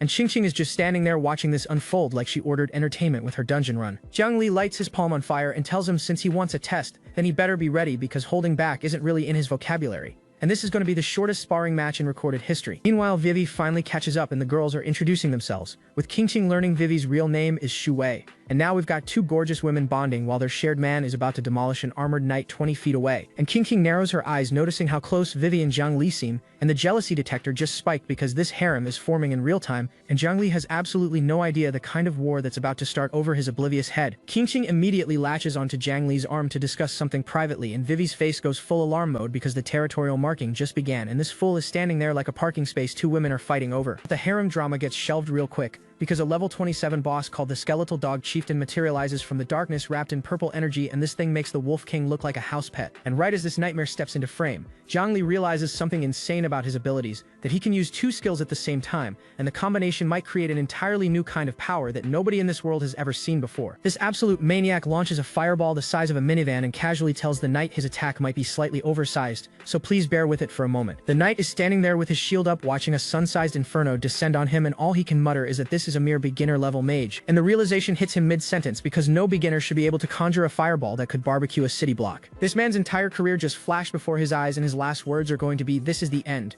repeated twice for dramatic emphasis because once wasn't pathetic enough. The fireball dissipates behind him, and this knight who was genuinely writing his will 3 seconds ago has the nerve to say, "Let's call it quits here," like he had any say in the matter. Jang Lee flicks the last ember off his fingers with the smuggiest grin and tells him if he still wants to continue then by all means go ahead, which is the most disrespectful mercy I have ever witnessed. Now here's where the cope reaches clinical levels because this knight turns around and says your abilities are commendable although slightly weaker than us, and that they're lucky he didn't act seriously. The knights bow to King and announce they'll take their leave, and the speed at which these grown men retreated from an academy freshman should be studied by military historians. And the moment the escorts disappear, Vivy comes sprinting out of nowhere and latches onto Jang Lee, begging him to take her along next time because she was terrified. And this fool just tells her he'll try his best. But Qing is watching Vivy cling to him, and those golden eyes are running a full background check because she distinctly remembers never hearing about Jang Lee having a girlfriend, and this closeness is not sitting well with her. The girls properly introduce themselves, and Qing says she's in the same class as Jang Lee, while Vivy chirps that she goes by Shu Wei, and this idiot is standing between them with absolutely no idea he's the territory being contested. And Qing narrows those gorgeous eyes and mentally logs that they seem quite close, which in girl language means she just promoted Vivy from acquaintance to rival. So this woman immediately hooks Jang Lee's arm and says she has something to discuss with him privately, while Vivy's jaw drops so hard it nearly leaves her face because the territorial escalation was instantaneous. Qing brings up his troubled awakening, and this dense brick actually tells her with a straight face that he's merely an ordinary mage while standing next to a woman whose entire outfit is a declaration of war against my focus. But he follows it up by saying you don't need a special profession to become strong. And the way she's looking up at him right now tells me this is landing exactly the way main character dialogue is supposed to land on a beautiful woman. And he hits her with the close-up smirk and says he has his own way, and I genuinely need this man to understand that he is accidentally speedrunning this woman's heart without a guide. A moment later this fool activates lightness spell on his feet, and kicks the grind back into gear because romance is temporary but experience points are forever, and he is just annihilating skeleton mobs left and right. Experience plus 40 popping off like confetti at a parade, and the system tells him he's hit level 18 like the dungeon is his personal treadmill. Meanwhile, Vivy and Qing are hiding behind a bush watching the forest burn, and and Qingqing asks if he's always been like this, while Vivy casually admits it startled her at first too, like they're discussing a quirky pet. Qingqing's analytical brain kicks in and she notices every single skill Jang Lee uses is beginner level, but the output is hitting way above that bracket, and the contradiction is eating her alive because the math does not math. Now here is where things get spicy, because the level 27 Skeleton Knight Commander finally steps out of the shadows riding a skeletal horse and wrapped in enough purple energy to power a haunted house for eternity. But Jang Lee sees the boss tag and his eyes light up like he just found a buy one get one free sale,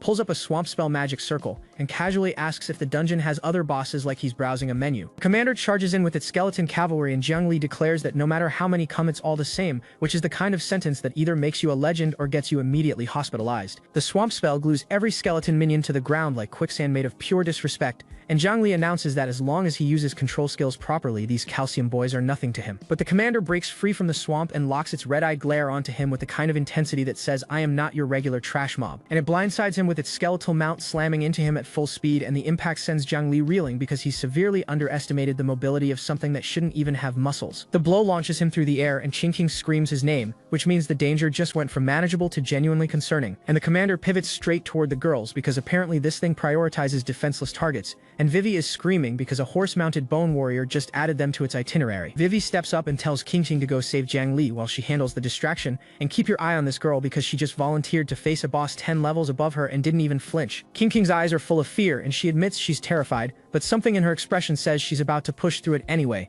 and that single look just made me respect her more than every knight combined. But before either of them has to do anything stupid, a massive ice lance rips through the clearing, and Jang Lee's voice cuts through the chaos telling them there's no need. The ice spear connects right with the commander's skull face, and the impact cracks through its helmet like a baseball bat through a pinata. Jang Lee is already back on his feet, staff in hand, blue energy crackling around his body like the hit just made him angry instead of injured, and Qingqing is asking if he's alright like she didn't just watch this man get tackled by a horse. Turns out his lightness spell was still active when the hit landed, and if it hadn't been, that wouldn't have been just a scratch, which means plot armor came through wearing a buff icon this time. He takes a second to mentally note that the boss has long-range attack methods he wasn't expecting, and there's a cut on his cheek that tells me this fight just earned its difficulty rating. Vivy immediately runs up and pops her healing magic on him, and honestly, this girl providing the clutch sustain at every critical moment is the reason this party hasn't wiped 3 episodes ago. With health topped off, Jang Lee dashes straight back toward the commander in a blur of blue energy because this lunatic processes near-death experiences as motivation. And then Qingqing does something incredible because she clasps her hands and channels a golden light so radiant,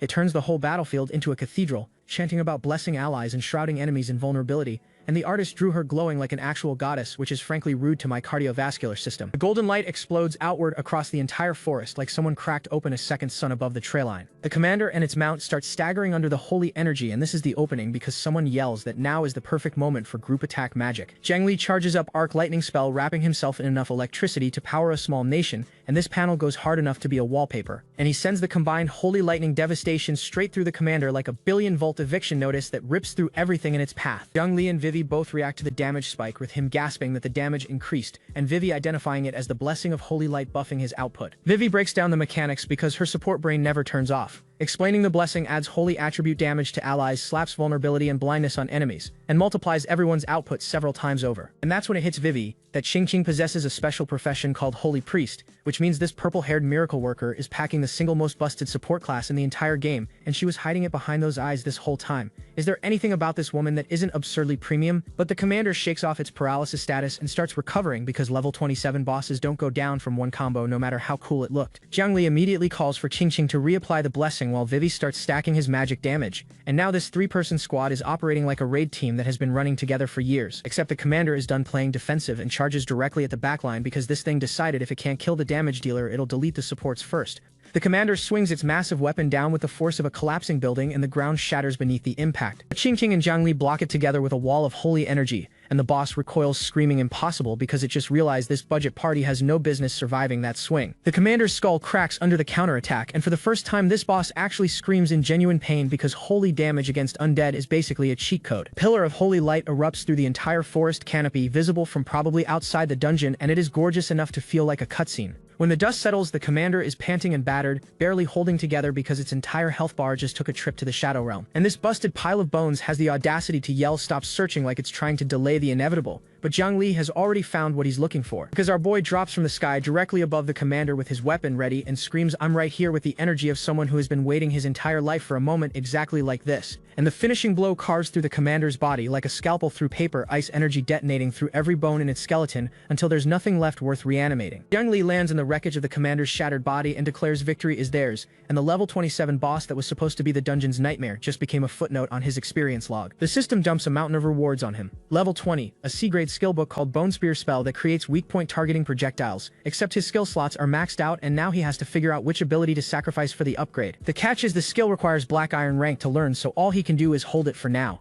And that's when Qingqing walks up behind him with a shy little. She pulls out the Black Iron promotion gem and hands it to him as an advance reward, saying getting stronger benefits their dungeon raid and he wouldn't want to miss out on future experience, which is hands down the smoothest investment pitch a woman has ever made in a murder forest. Then she adds with a blush and sparkles literally materializing around her that he should just call her Qingqing from now on, and the artist surrounded this panel with so much soft lighting that my screen fogged up. This blockhead grabs her hand in a firm clasp and says thanks. He owes her one, with zero awareness that the hand-holding just sent this woman's pulse into orbit. He keeps going and promises to repay her twofold later with a genuine smile while Qingqing is covering her face trying to survive the proximity, and the flower petals in the background are doing more shipping than the actual dialogue. Meanwhile, outside the dungeon, the lead knight gets the news that they left the young lady alone in a dungeon with some random guy, and his reaction to this information should be framed and hung in a museum of regret. He storms to the dungeon entrance where the other knights are standing and screams, "Have you lost your minds?" with the energy of a man whose paycheck just evaporated before his eyes. One of the knights tries to calm things down, saying Jang Lee is a novice but quite strong and he probably won't run into trouble, and the question mark at the end of that sentence tells you even he doesn't believe his own copium. And that's when two new faces show up, an older veteran called Uncle Fu and a stocky kid with goggles, who immediately yells that something is wrong. And the fact that reinforcements are arriving with concern means the situation is about to get significantly worse, because the system just pushed a notification that the dungeon difficulty has been upgraded to abyss level,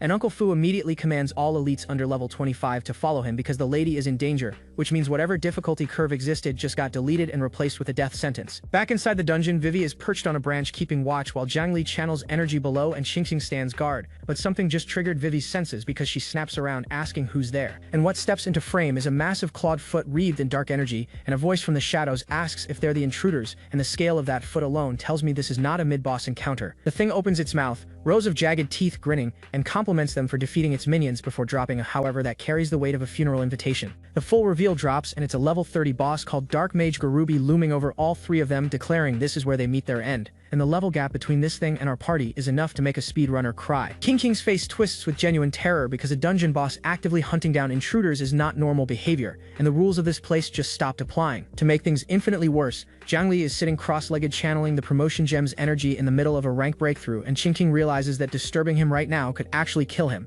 so their main DPS just became a sitting duck. Qingqing grits her teeth and says they need to stall for time, and that's when armored boots land behind her and the knights announce they've arrived because Uncle Fu's rescue squad just cleared the dungeon at maximum speed. Uncle Fu rushes in, asking if the lady is alright, and Qingqing calls out his name with so much relief that you can feel the weight lift off her shoulders as actual competent fighters finally enter the scene. The reinforcements charge the boss immediately, and even Gurubi registers their presence with a mutter of reinforcements, which means this demon was not expecting a full party to show up to a 3-person ambush. But Gurubi is not impressed in the slightest, calls them annoying pests, and starts casting Rock Spike spell because a level 30 boss treats reinforcements like appetizers. Purple crystal spikes erupt from the ground like the earth itself is trying to impale every knight simultaneously, and bodies go flying in every direction. The lead knight picks himself up from the rubble and taunts that the boss has impressive rank, but that's all it's got, which is the second time this episode this man has talked trash to something that outclasses him, and I'm starting to think he has a condition. Ruby's response is to conjure a massive sphere of darkness above the knight's head, so large it blocks out the sky, and the knight can only look up and whisper what. And from that dark sphere erupts something that makes the skeleton knight commander look like a tutorial enemy.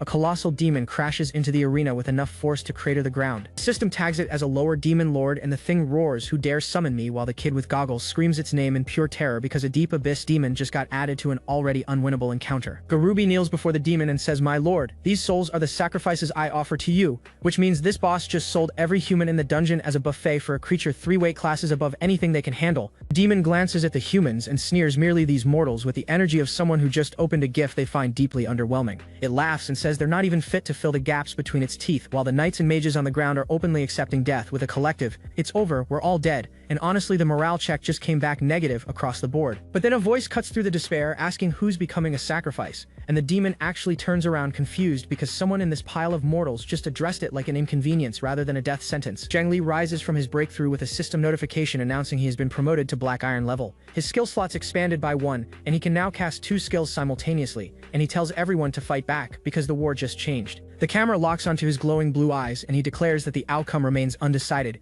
and this single close-up carries more authority than every knight in this dungeon combined. Uncle Fu recognizes the Bone Spear spell as a deep abyss demon technique and wonders who this mysterious kid is, but still questions what a lone Black Iron Mage can possibly do against this. What he can do is launch a volley of bone spears directly at a demon lord like he's filing a complaint with the Underworld Postal Service, and the spears actually pierce through the demon's flesh, drawing blood from something that considered every human here a toothpick, and the surprise on its face is worth the price of admission. The demon's expression shifts from amused to absolutely furious, and it roars you seek to die with the kind of rage that makes the air itself flinch. Uncle Fu is genuinely shocked that the bone spear wounded it, but the veteran in him knows it's not enough, and he makes the call to risk everything today because half measures against this thing just means dying tired. He rallies every fighter left standing and orders a full assault, declaring they must protect the lady at all costs. And for the first time, these guards actually look like soldiers instead of decorations. The entire squad unleashes everything they have, and fire magic detonates across the demon's body like someone threw a fireworks factory at a brick wall. Uncle Fu turns to Jang Lee and shouts for him to take the lady to safety, and the fact that this old warrior is choosing to stay behind against a demon lord so the kids can escape is the kind of sacrifice that actually hurts to watch. He stands in the flames with his blade drawn and says he entrusts this to Jang Lee,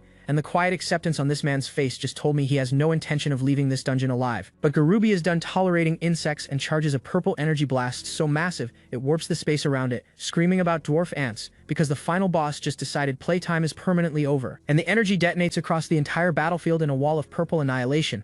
And whether Uncle Fu survives this, whether Jang Lee can protect both girls, and whether a freshly promoted Black Iron Mage can somehow outrun a demon lord, all of that just became the only thing keeping me from sleeping tonight. Uncle Fu rips through the purple haze with his blade drawn and roars the order to attack like a man who already made peace with what comes next. And the collision between his golden slash and the demon's purple apocalypse detonates across the entire arena like two gods having a disagreement. When the dust settles, Uncle Fu is still standing, barely gasping for air with his sword trembling in his grip and purple residue crackling around him. But the old man is bleeding through his armor and cursing the demon through gritted teeth because he put everything into that exchange and it still was not enough. So Uncle Fu does what any real one does when the math stops working. He decides to burn his entire kit on one final technique and buy the lady time even if it costs him his life. He launches into the air and calls out Sword of Judgment, raising a golden blade above the demon lord's skull like he's personally delivering divine punishment. And the blade actually connects with the demon lord's guard, sending golden sparks flying off its armored skin while the thing reels back genuinely caught off guard. But the counterattack hits Uncle Fu before he can even celebrate, ripping through his guard and sending pain through every fiber of his body. The demon lord palms Uncle Fu like a basketball and asks if that's all he's got.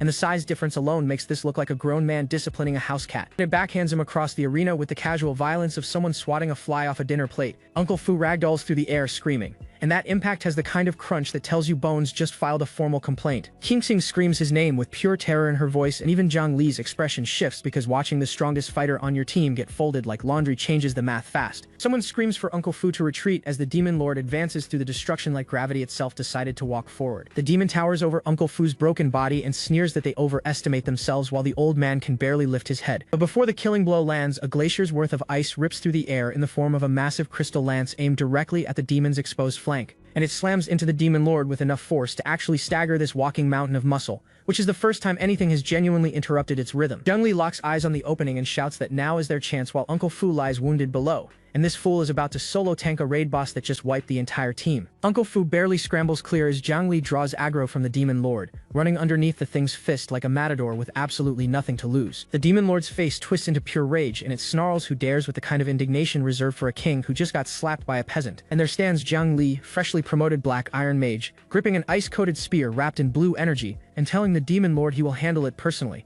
The audacity on this man is weapons grade. He launches into the demon at full speed, carving into its body with his spear while simultaneously barking orders for anyone wounded to patch themselves up because this lunatic is multitasking a boss fight. Uncle Fu shouts at him demanding to know why he came back instead of escorting the lady to safety and insists they will handle the fight from here. But Jang Lee shuts that down immediately, saying there is no need because he has already figured out how to actually damage this thing, and the confidence in his voice is borderline clinical. Even Gurubi is shook, bleeding from the face and wondering how a mere Black Iron Mage can possibly dual cast spells because that should not be physically possible at his rank. And what they are watching is Jang Lee merge merging two different magical elements into a completely new hybrid power, coating his spear in crystallized ice. The demon lord does not appreciate being experimented on and roars about filthy creatures with the kind of genuine offense that tells you its ego just took critical damage. It dives straight at Jang Lee, screaming about unforgivable sins because apparently being a black iron mage who punches above his weight class is a federal crime in the abyss. But Jang Lee activates his agility technique and weaves around the demon's fist like it is moving in slow motion, and the gap between where that punch landed and where he is now is genuinely disrespectful. Then he goes on the offensive, chaining hit after hit with his ice spear into the demon's wings while it screams because he is carving this thing up like a Thanksgiving bird. And then this absolute menace has the nerve to smirk and tell the demon its wings are its weak point.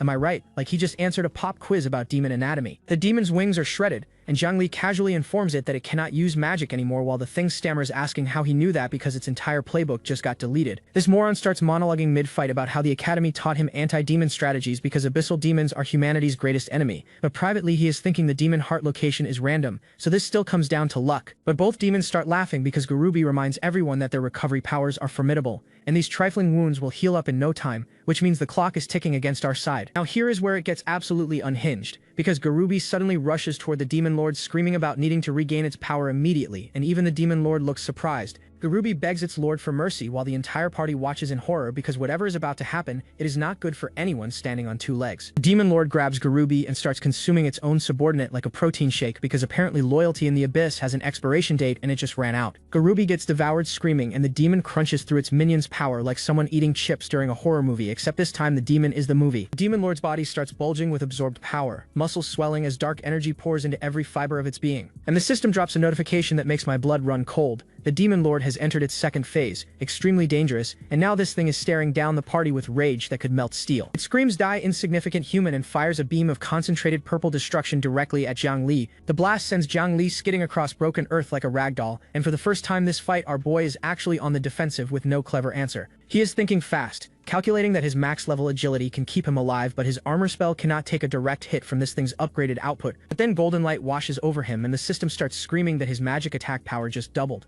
then tripled, and the source is King standing center stage with the entire party behind her, glowing like a beacon, stacking buffs on top of buffs while the system log goes absolutely berserk with numbers. Defense up, speed up, vitality regenerating. This girl just turned Jang Lee into a walking cheat code. The demon lord notices the buffed up party glowing in the distance and for the first time registers actual confusion because a group of ants just turned on their high beams. It dismisses them as meddlesome fools and charges forward because in its mind phase 2 means the conversation is over. Even Jang Lee feels the pressure spike and mutters that this is bad, and when our boy admits something is bad, you know the situation just graduated from dangerous to catastrophic. The demon screams for them all to die and dives at the party, but Jang Lee's speed boost just hit 300%, so this idiot blurs across the battlefield like he uninstalled his hitbox. He plants himself directly between the demon and the girls, spear out, shield up, and the fact that both Qingqing and Vivy are standing behind him while he faces down a raid boss is doing dangerous things to this man's protagonist stock. He activates light armor technique and a golden defensive matrix explodes around his fists, with the system confirming defense and shield power just doubled again, making him an actual walking fortress. The demon's massive strike collides with his guard and the shockwave flattens trees for meters behind him, but this fool holds the line. But wait, it gets worse, because the demon starts transforming again, its skin turning sickly green and dripping with some kind of toxic sludge like it just crawled out of the nastiest swamp in the entire underworld. The demon's feet splash into green acid and it suddenly looks confused because the ground beneath it is not supposed to feel like quicksand. Because Jang Lee already set the trap, he yells for it not to move as a golden spell detonates around the demon's body, locking its joints with paralysis and action restriction. Jang Lee stands in front of the entire squad and says, "Now let me show you," with the calm energy of a man about to demonstrate exactly why you do not mess with his party. He drops another fusion spell called Thunderstorm Swamp, combining arcane lightning with swamp magic, and the demon gets electrocuted inside its own prison while trying to rip free. The demon lord is stuck, lightning arcing through its body, growling that it cannot move. And this is the first time in the entire fight that the power balance has actually flipped. Uncle Fu seizes the moment and orders everyone with enhancement items to dump every last buff onto Jang Lee because he is their only win condition, and the system logs start climbing to 600, 700, 1000% attack power. That is not a stat buff, that is a war crime. The demon sees Jang Lee approaching and charges an energy blast in its mouth, screaming about daring to come forward. Because even trapped it still has enough firepower to vaporize a city block. It fires the blast point blank and calls him foolish as red energy detonates across the arena, and for a second it looks like Jang Lee just got erased from the timeline. But our boy tears through the blast with a flaming spear technique so powerful the fire spirals around his weapon like a drill aimed straight at the demon's torso. And it connects, the fiery spear punching clean through demon flesh, and that 1000% attack buff just made itself felt. The demon screams petty tricks while trying to grab at him, but the fact that it is calling a spear through its ribcage petty tells you the ego on this thing has its own zip code. A volley of fire-infused bone spears launches like a missile barrage aimed at every vital point Jang Lee can identify, and they all hit, drilling through the demon's body from multiple angles while blood sprays everywhere, and this thing finally starts looking like it can actually be killed. Then Jang Lee notices something and casually points out that the demon keeps guarding its head with suspicious dedication. The demon scoffs and says, "What does it matter if you know," while desperately blocking its head from an explosion that just detonated across its skull, which is the verbal equivalent of hiding a safe behind a painting and saying what's safe. Jang Lee drops his newest combo on the demon's face. Explosive Bone Spear, a fusion of Bone Spear and Fireball that detonates inside the wound like a grenade in a mailbox, and the demon's head disappears behind a wall of fire. He follows up instantly with a massive Ice Lance formation, shouting that this is his moment, and drives the frozen payload straight at the exposed demon heart. The Ice Lance detonates inside the demon's skull, and the scream that follows shakes the entire dungeon to its foundation. Vivy and Goggle Kid peek out from cover, asking if it is finally over, and honestly I need it to be over because my heart has been running a marathon for the last 40 panels. It is not over. A glowing red eye pierces through the smoke and the demon starts laughing, and that single eye carries more menace than every villain I have ever watched. The demon emerges from the dust saying too bad, still towering over Jang Lee, who looks absolutely tiny at the base of this thing, and the demon lord still has enough health to trash talk. It gloats that what just happened was their only chance to defeat it, and they blew it, and the ice lance stuck in its body is pulling out like a splinter from a redwood tree. But then its voice cracks because it notices its wounds are not regenerating, and it starts screaming, "What have you done to me?" And the panic on a demon lord's face is genuinely a new flavor of satisfying. Jang Lee's face fills the frame with the smudgiest grin I have ever seen on a black iron mage, and he says it is just a simple slowing spell. This man poisoned the demon's healing factor while it was busy monologuing, and that is the coldest play of the entire series so far. The demon calls him despicable, and asks if he really thinks little tricks can handle a demon lord, but the sweat dripping off its face says those tricks are working perfectly fine actually. Jang Lee holds up his hand, crackling with ice energy, and casually asks, "Oh, don't tell me," with a grin that belongs on someone about to deliver the worst news of the demon's very long life. He asks if the demon really thought he only fired one arrow, and ice lances that were hiding in every blind spot suddenly activate and pierce the demon from 6 different directions at once like a scheduled demolition. The lances detonate through the demon's core simultaneously, and it can only choke out how could as its body ruptures in every direction, and this is what happens when you underestimate the quiet kid who studied for the test. The demon lord explodes behind him, and Jang Lee stands in the aftermath saying done, while the system casually announces he just jumped 5 levels to level 25 because apparently soloing a demon lord comes with premium experience. The entire party celebrates with level up notifications raining down on everyone, 2 levels each across the board, and Vivy shouts that it is finally over. That demon lord just became the most profitable piñata in dungeon history. Uncle Fu watches Jang Lee from a distance and privately notes that this young man will definitely become a world-shaking powerhouse, and that for now they need to stay in his good graces. Smart man just mentally promoted Jang Lee from hired help to future investment. Meanwhile, Jang Lee is doing his own math, realizing that black iron mages technically should not be able to dual cast, and wondering if having all his skills at maximum level unlocks some kind of hidden passive. This fool glitched the system and does not even fully understand how. 2 of the bodyguard knights start running their mouths saying that with that many buffs even they could have taken the demon, which is the most delusional copium I have witnessed from side characters in any manhwa. Vivy and King walk up to Jang Lee, and King tells him to ignore her bodyguard's nonsense while Vivy says they owe everything to him this time. Both girls approaching the protagonist after a boss fight. The harem ritual is progressing exactly on schedule, and then this oblivious king casually asks what their plans are after the dungeon, completely unaware that he is being courted by 2 women simultaneously, and the question itself just raised the stakes. Vivy gets all sparkly and says she wants to train more before joining him again, and asks if they can run dungeons together once she is stronger. The artist surrounded this girl in so much soft lighting that my screen needs to be toweled off, and she is looking entirely too good for someone who just survived a near-death experience. Then King leans in with cherry blossom petals literally materializing around her and says she also wants to be with him next time.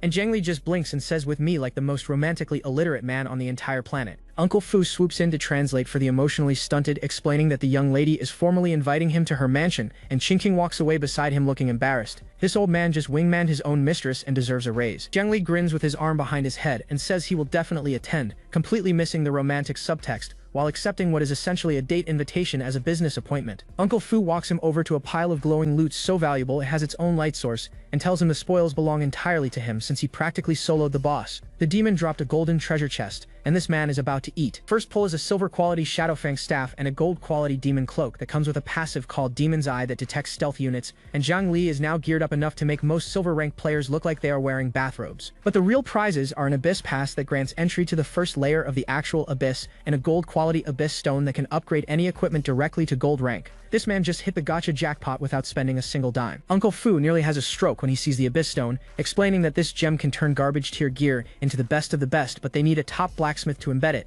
and his hands are literally shaking holding this thing. And this is where we learn that Blue Star has an entire crafting economy with chefs, alchemists, and blacksmiths who serve as the backbone of human civilization even though they never throw a single punch. Keep your eye on this detail because it is going to matter. Uncle Fu drops a lead on a steward named Lin at the Golden Dragon Treasure Pavilion, who apparently knows the best blacksmith in the entire city, and Jang Lee perks up because that is exactly where he was heading anyway. The party splits up on a forest path with goodbyes echoing from both sides, Xing waving, Vivy looking back, and Jang Lee heading toward Golden Dragon Treasure Pavilion with a new staff, a demon cloak, and a key to the abyss burning a hole in his inventory. This man's shopping list just became the most dangerous errand in the city. So this fool finally reaches the Golden Dragon Pavilion in Rosetown, and the place is glowing under moonlight like it belongs in a luxury catalog. And the first thing that greets him inside is a pink-haired attendant in what I can only describe as the most strategically minimal outfit the artist could get away with, telling him to wait a moment while she sways away on heels that should require a license. They escort this man to the VIP room, and Jang Lee's staring up at a chandelier that costs more than everything he's ever owned combined, genuinely doing mental math on the decorations. Manager Lin waddles in looking like a jolly merchant straight out of Central Casting, round belly, bow tie, the whole package,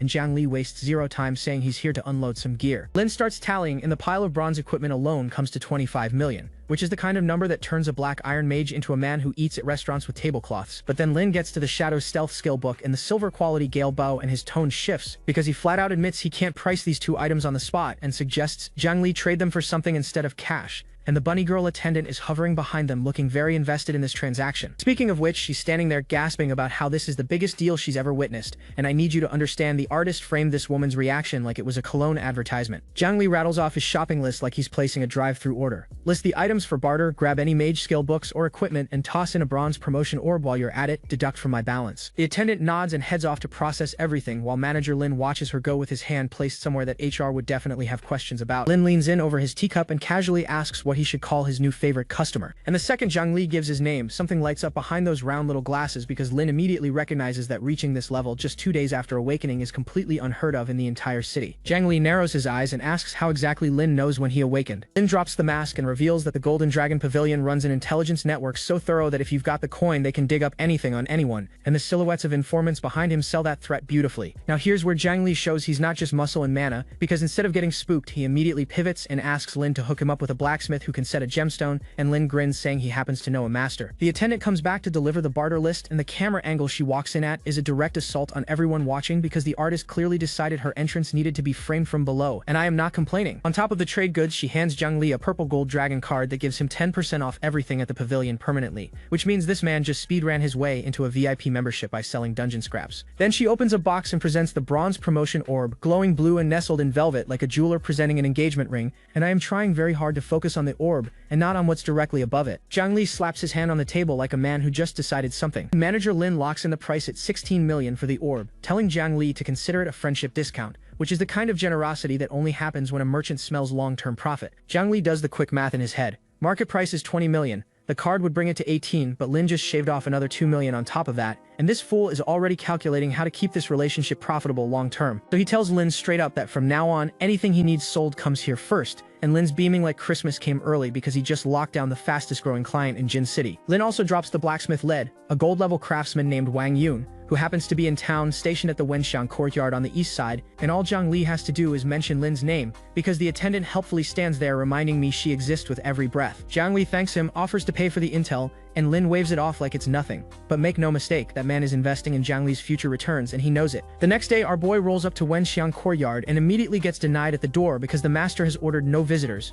which is the kind of welcome that tells you the blacksmith has main character syndrome of his own. But Jang Lee pulls out the Abyss Stone, glowing red and radiating enough demonic energy to make the air hiss, and tells them he needs Master Wang Yun's help setting this gemstone. He name-drops manager Lin from the Golden Dragon Pavilion and asks the guard to pass along the message, while in the background you can hear the forge still hammering away. A voice from inside shouts to let him in, and the guard snaps to attention like a soldier who just remembered his boss can hear everything. And there he is, Master Wang Yun, built like someone who's been hammering metal since before Jang Lee was born, shirtless with muscles that have muscles, red beard, and a headband that's seen more sweat than a gym towel. Jang Lee butters him up about being the best blacksmith in Jin City, and Wang Yun dismisses the flattery immediately, cuts straight through the pleasantries and asks what gemstone needs setting, because this man values his time. The second Wang Yun lays eyes on the Abyss Stone, his whole demeanor shifts because this is a gold-level gemstone and the man looks like he just found water in a desert. He admits that even a gold-level blacksmith like himself rarely gets to touch gold-quality materials, and he's eyeing Jang Lee with genuine respect now, saying the kid clearly has some serious connections. But then his face goes dark, because the failure rate on directly setting a gold gemstone is extremely high,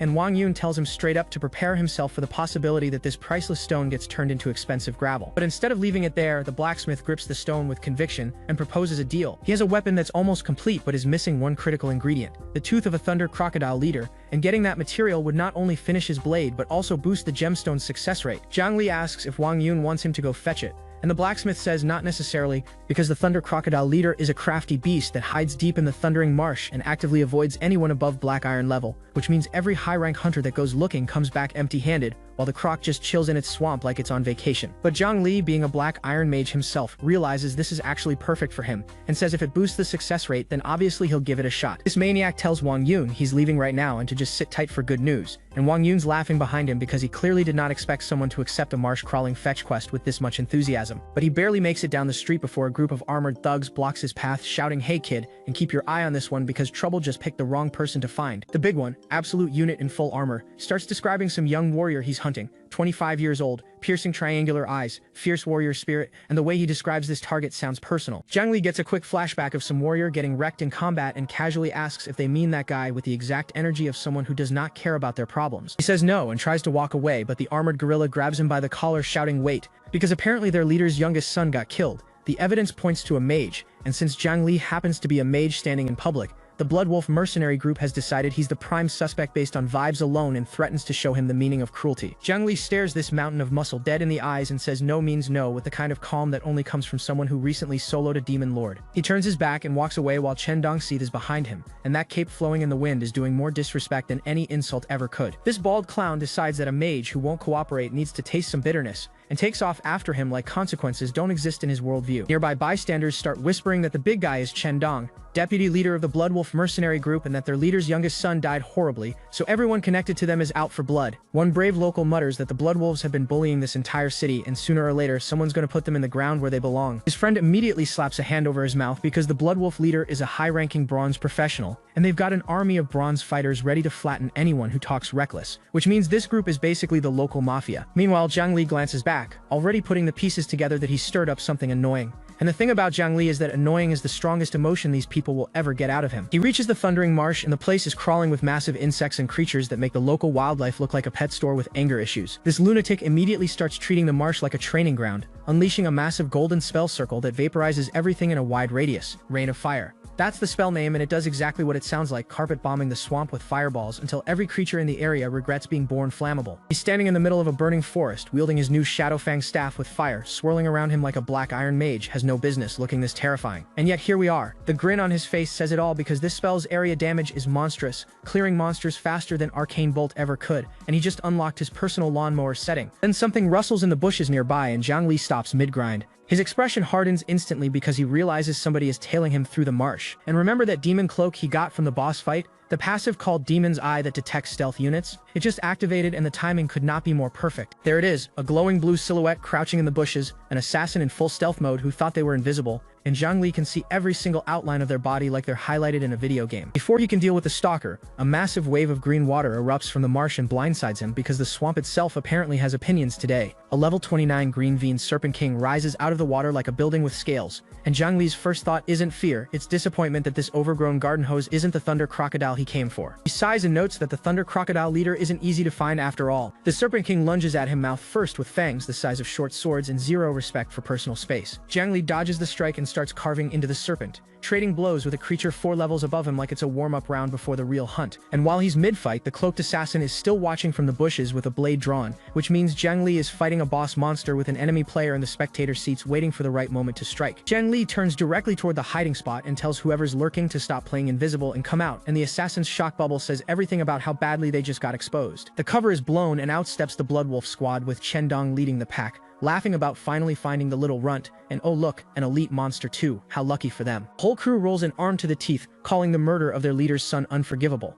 And Chendong is looking at Jang Lee like the verdict was decided before the trial even started. Jang Lee doesn't flinch, he just looks at them and calmly asks if they have any proof, which is genuinely the coldest response to a group ambush I've seen in this series. Chendong slams his colossal weapon into the ground hard enough to crater it and delivers the most brain-dead villain line of the year. If I say you killed the person, then you killed the person, because apparently due process isn't in the mercenary handbook. Jang Lee summons a wall of ice lances behind him that light up the entire clearing and says, "Oh, how convenient," with a smirk that belongs on someone who just realized the universe handed him exactly what he needed. Because the Serpent King is still very much alive and very much angry, coiling its massive body around the battlefield while Jang Lee faces both the monster and the mercenaries like a man with a plan forming in real time. He launches a massive ice lance straight into the Serpent King's skull, and the frozen payload connects with enough force to make the ground shake beneath everyone's feet. The serpent's corpse comes crashing down toward the Bloodwolf squad like a collapsing building, and these fools have to scramble out of the way of a dead monster they didn't even fight because Jang Lee turned someone else's ambush into their problem. Chendong's entire squad stares in absolute horror because this kid just one-shotted a level 29 elite monster and their brains are physically buffering, trying to compute what that means for their survival odds. And that's when Jang Lee turns to face them with his cloak billowing in the aftermath and casually confirms that yes, he did kill their leader's son, dropping the confession like it's a receipt he doesn't need anymore. Every single face in the Bloodwolf squad goes white simultaneously, because they came here thinking they were the hunters and just found out they locked themselves in a cage with something they cannot handle. Jang Lee lights up with a spiraling inferno of fire magic, eyes glowing red through the flames, and tells them that unfortunately for them,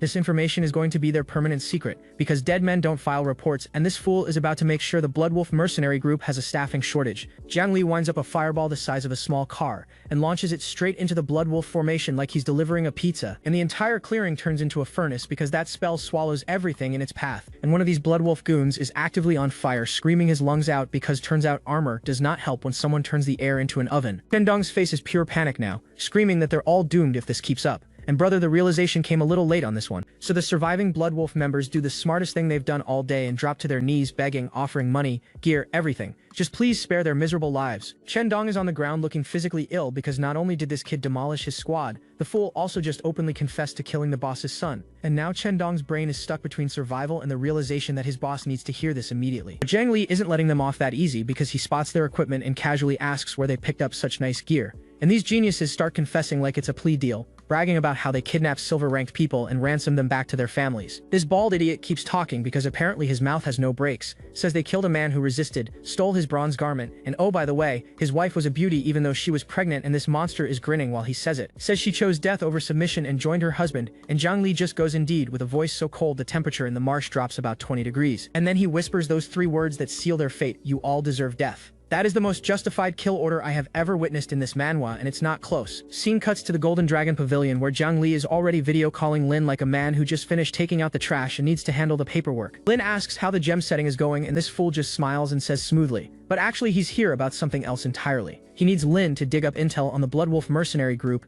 and the way he asks so politely while standing in a literal crime scene is genuinely unhinged behavior. Because the camera pans out and this maniac is casually making a phone call surrounded by unconscious Bloodwolf bodies scattered across the ground like discarded action figures while asking Lin to rush the order. Lin nearly chokes because he recognizes that name instantly, and the shock on his face says everything about the Bloodwolf group's reputation. But he pulls it together fast and tells Jang Lee to hold tight while he gets someone on it right away, because Lin is a professional and professionals deliver. Lin warns him not to be rash, but Jang Lee just casually mentions he was ambushed in the wilderness and already dealt with them, dropping it like he's recapping a mildly inconvenient errand. The defeated Bloodwolf member lying face down in the dirt conveniently provides the name. Their squad leader was Chendong. Lin recognizes Chendong as the deputy head of the Bloodwolf mercenary group, a bronze-level professional, and immediately warns that these psychos are absolutely going to retaliate, so what exactly is the plan here? Jang Lee heard the strongest in their group is only peak bronze and says he's confident he can handle that, but his real concern is collateral damage to the people around him, so he wants to strike first. Lin is absolutely eating this up, calling Jang Lee a man of deep loyalty and righteousness, and then starts unloading everything he knows about the Bloodwolf group because this little round man is essentially a walking intelligence agency with a bow tie. 6 bronze-level professionals in their ranks with the rest all above Black Iron, and Chendong was specifically sent to investigate the boss's youngest son getting bodied. Lin even admits that facing that many bronze fighters at once would be rough even for Jang Lee. The strongest of the bunch is the boss himself, a man named Li Xiaosin, and keep your eye on that name because he's about to become very relevant. Li Xiaosin is a level 39 Greystone Knight whose entire build is defensive, and Lin warns that a war of attrition against this walking fortress would be a losing play because this boss is basically a raid boss with a health bar that never ends. Lin mentions the Bloodwolves are currently stationed in the mountains and reassures Jang Lee that he still has time to prepare, but Jang Lee immediately asks what they're doing out there. Turns out they were commissioned by the Wang family, and Jang Lee nearly loses it because he recognizes that name immediately as one of the 4 great Wang families of Jincheng. But Lin tells him to relax because it's just a hired job, no alliance. The Wang family's eldest son awakened as a star beastmaster, and they're spending a fortune hiring mercenary groups to find Earth Dragon eggs for him. And here's where Lin goes from information broker to actual ally because he straight up volunteers to help Jang Lee take on the Bloodwolves and invites him to come to the pavilion first to gear up. Jang Lee accepts without hesitation. They head into the fusion chamber inside the Golden Dragon Pavilion, and this place is giving endgame content because there's a massive stone mage statue in the center of a glowing ritual floor. Lin explains that skill slots are limited and low-level spells naturally get phased out over time. So the pavilion built this fusion chamber where mages can combine spells they already know into entirely new ones, which is basically the crafting system nobody told Jang Lee about until now. One catch though, fused spells cannot be fused again, so you better make smart choices the first time. Lin hands him the fusion tome and asks if it's his first visit, and yes it is because this moron has been brute forcing everything until now. Jang Lee decides to test it with the basics first, feeding his D-level fireball and D-level arc spells into the fusion circle, and the system confirms both inputs like a vending machine that dispenses violence. And out comes a brand new D-level spell called Lightning Ball, crackling with purple energy while Jang Lee stands in the middle of the ritual circle looking like a kid who just found the secret menu. He notes that the effect is similar to casting both spells at once, but the real value is that it only takes up 1 skill slot instead of 2, and the grin on his face. Jang Lee thanks Lin for the fusion and the intel, offers to offset the cost with the equipment he brought in, and then mentions he's got one more thing to discuss. See, the problem is that setting a gold-level gemstone is basically gambling with priceless materials, because even Master Wang can't guarantee the success rate. The Thunder Crocodile leader's teeth would boost the odds, but that boss has been ghosting the entire marsh like it's avoiding a subpoena. Lin laughs and says he already thought of that, and then a woman walks in carrying something glowing purple, and excuse me for a moment because the pavilion attendant just returned looking like the artist specifically designed her to end careers, and I am personally under attack right now. Turns out this is special bait that can supposedly lure the Thunder Crocodile leader out of hiding. Master Wang originally asked Lin to find it, but since Wang already broke through to gold level, the boss monster probably won't take the bait from him anymore, which makes it perfect for Jang Lee. Jang Lee is thrilled and calls Lin a lifesaver, and Lin confirms that the Bloodwolf equipment Jang Lee brought in more than covers every expense with surplus left over, so this absolute menace is actually turning a profit from the people who tried to ambush him. Lin wishes him success, and Jang Lee grips the bait with sparking purple energy dancing around his fingers, looking genuinely excited for the first time in a while because our boy has a shopping list and he's about to check off every item. Back to the Thunder Marsh where Jang Lee tosses the bait into the swamp water and starts clearing monsters in the area while he waits for the main course to show up. The swamp water starts bubbling and crackling with electricity and something very large is waking up down there. A bolt of lightning tears out of the water and splits the sky open because whatever just took the bait is not happy about being summoned. And Jang Lee's face lights up with pure excitement because finally, after all that waiting, the Thunder Crocodile leader has appeared. A level 33 boss Thunder Crocodile leader erupts from the swamp, all scales and lightning and rage, and Jang Lee calls it a cunning crocodile for hiding this long while readying his staff because the hunt is officially on. The crocodile lunges with jaws wide enough to swallow a sedan and Jang Lee meets it head-on with his Shadowfang staff glowing purple, trading the opening blow with a 33-level walking disaster. He activates light body technique and his feet blur into motion, launching himself above the crocodile's entire body like gravity is a suggestion he chose to ignore. He brings the staff down with enough force that even an iron-ranked professional would struggle to block it,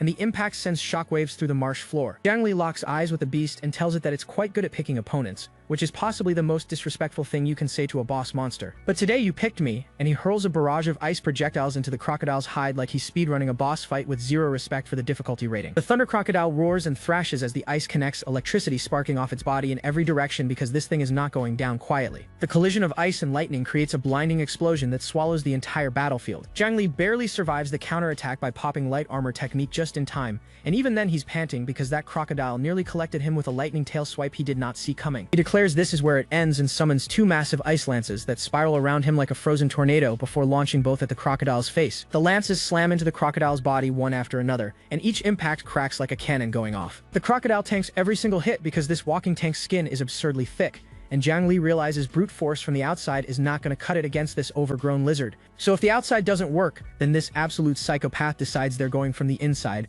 and the look in his eyes tells you this is not a bluff. He charges straight at the crocodile's open jaws with a fireball cooking in his hand because apparently walking into a monster's mouth is just a Tuesday for this lunatic. He rams his staff into the beast's throat and yells, "Here's a little gift for you," while detonating fire magic point blank inside its mouth, which might be the most disrespectful way to fight a boss monster in the history of this genre. The fireball erupts inside the crocodile's skull, and the beast screams because it turns out armor means nothing when the explosion is happening inside you. Jang Lee follows up with a massive slash that carves through the weakened scales while the crocodile is still reeling from the internal barbecue. Then he activates the sluggish technique to lock the beast in place because now that its defenses are cracked open, he's not letting it escape or heal. The crocodile's entire body seizes up as the debuff takes hold and it thrashes helplessly because being cooked from the inside while paralyzed is genuinely the worst way for a boss monster to go out. Jang Lee stands over the convulsing beast glowing with electrical energy and drops the science. Electricity intensifies flame explosions, and the fact that this crocodile willingly opened its mouth saved him quite a bit of effort. He shoves his staff deeper into the crocodile's gaping jaws and thanks it for the cooperation because this man treats boss fights like customer service interactions. And he delivers the final blow right down the beast's throat, splitting the crocodile's insides apart with a single devastating thrust. Level up twice, pushing Jang Lee to 127.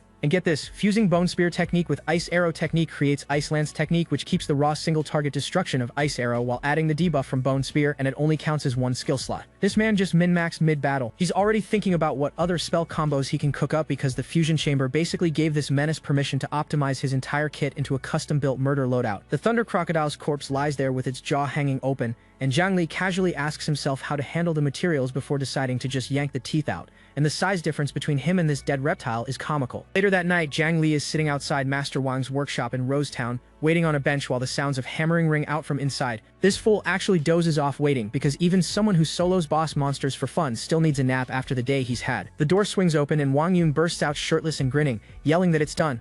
Looking like a blacksmith who just forged his magnum opus and is physically incapable of containing himself. Jang Lee asks how it turned out and Wang Yun just grins even harder and says it's perfectly embedded, not a flaw in sight. And the stat sheet drops. Golden Abyss Staff, Gold Quality, 450 spell penetration, with an additional skill called Demon Mark that imprints a target so the next spell deals 4 times the damage. Jang Lee laughs sheepishly and admits it was his first time ever harvesting materials, which explains why the crocodile teeth came in looking like they were removed with a shovel. But Wang Yun doesn't even care about the sloppy extraction because the staff's spell penetration is already ridiculous, and the materials worked fine, so he hands over the completed weapon like a proud parent. Jang Lee holds up the Golden Abyss Staff with its gemstone glowing crimson against the night sky and says they should be well prepared now, and the calm confidence in his voice tells you this man is about to go to war with everything he needs. Right on cue, a holographic call pops up from Lin, and both Jang Lee and Wang Yun look at it like the universe just hit them with perfect timing. Jang Lee reaches for the accept button because when your personal intelligence agent calls at this hour, it's never small talk. And Lin delivers the payload. The Bloodwolf mercenary corps is entering the Earth Dragon's lair tomorrow, location already sent. Jang Lee thanks him without missing a beat because the intel pipeline is officially paying dividends. Jang Lee's eyes go cold and he says it's time to put an end to the Bloodwolf mercenary corps.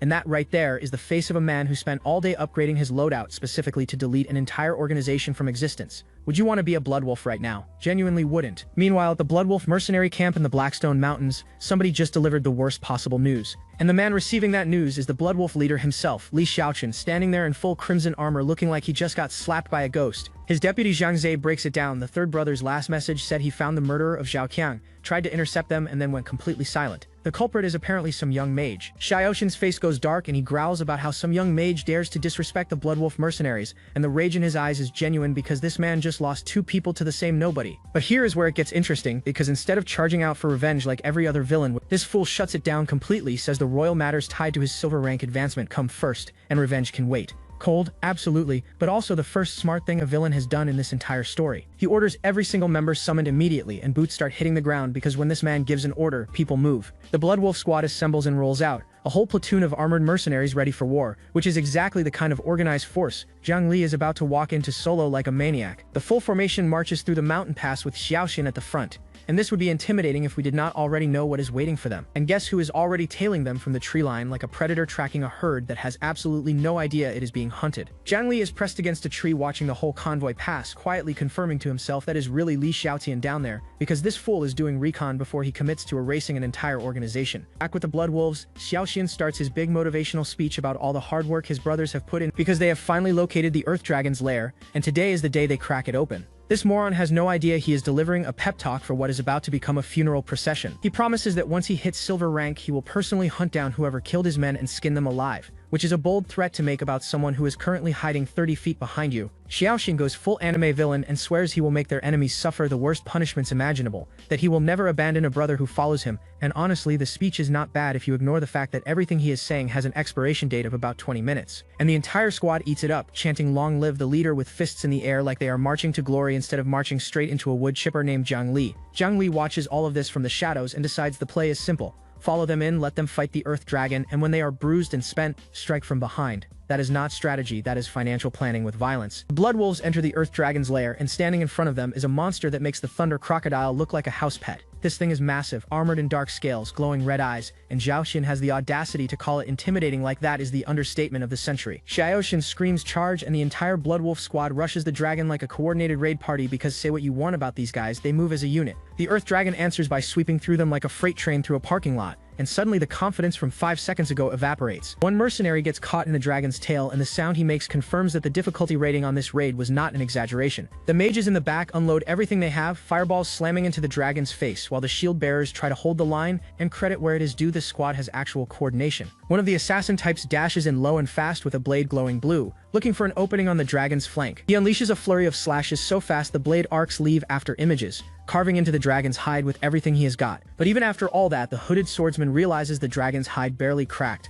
and the frustration on his face tells you this creature was not designed to be fair. The dragon whips its tail around and catches someone square in the chest, ragdolling a grown mercenary across the cave floor like a toy. Now the Earth Dragon is getting angry for real, dark energy pooling around its body as it charges up something that nobody in this cave wants to be standing near. It slams its claw down, and a swordsman barely blocks in time, his whole body shaking from absorbing an impact that should have turned him into paste. That is when Xiaosin steps up and throws out Greystone's shield, tanking the dragon's follow-up attack with raw physical strength that actually earns a bit of respect. He pulls everyone behind his massive hexagonal barrier and tells them to get behind him while he absorbs hit after hit. And okay, I will admit this man is actually carrying his team right now. Xiaosin calls out that he is going in and tells the squad to watch for his signal because apparently being the shield was not enough. This absolute unit wants to be the sword too. He activates Giant Charge, and his body practically doubles in mass as he rockets forward with his spear aimed straight at the dragon's face. The spear tip collides with the Earth Dragon's jaw, and the impact sends shockwaves rippling through the cavern because this man just shoulder-checked a dragon like it owed him money. The whole cave shakes as Xiaosin drives the dragon backwards through solid rock, and the scale of this collision is genuinely impressive for a guy who is about to lose everything. His men are hyping him up from the sidelines, shouting about how incredible their leader is for soloing this creature,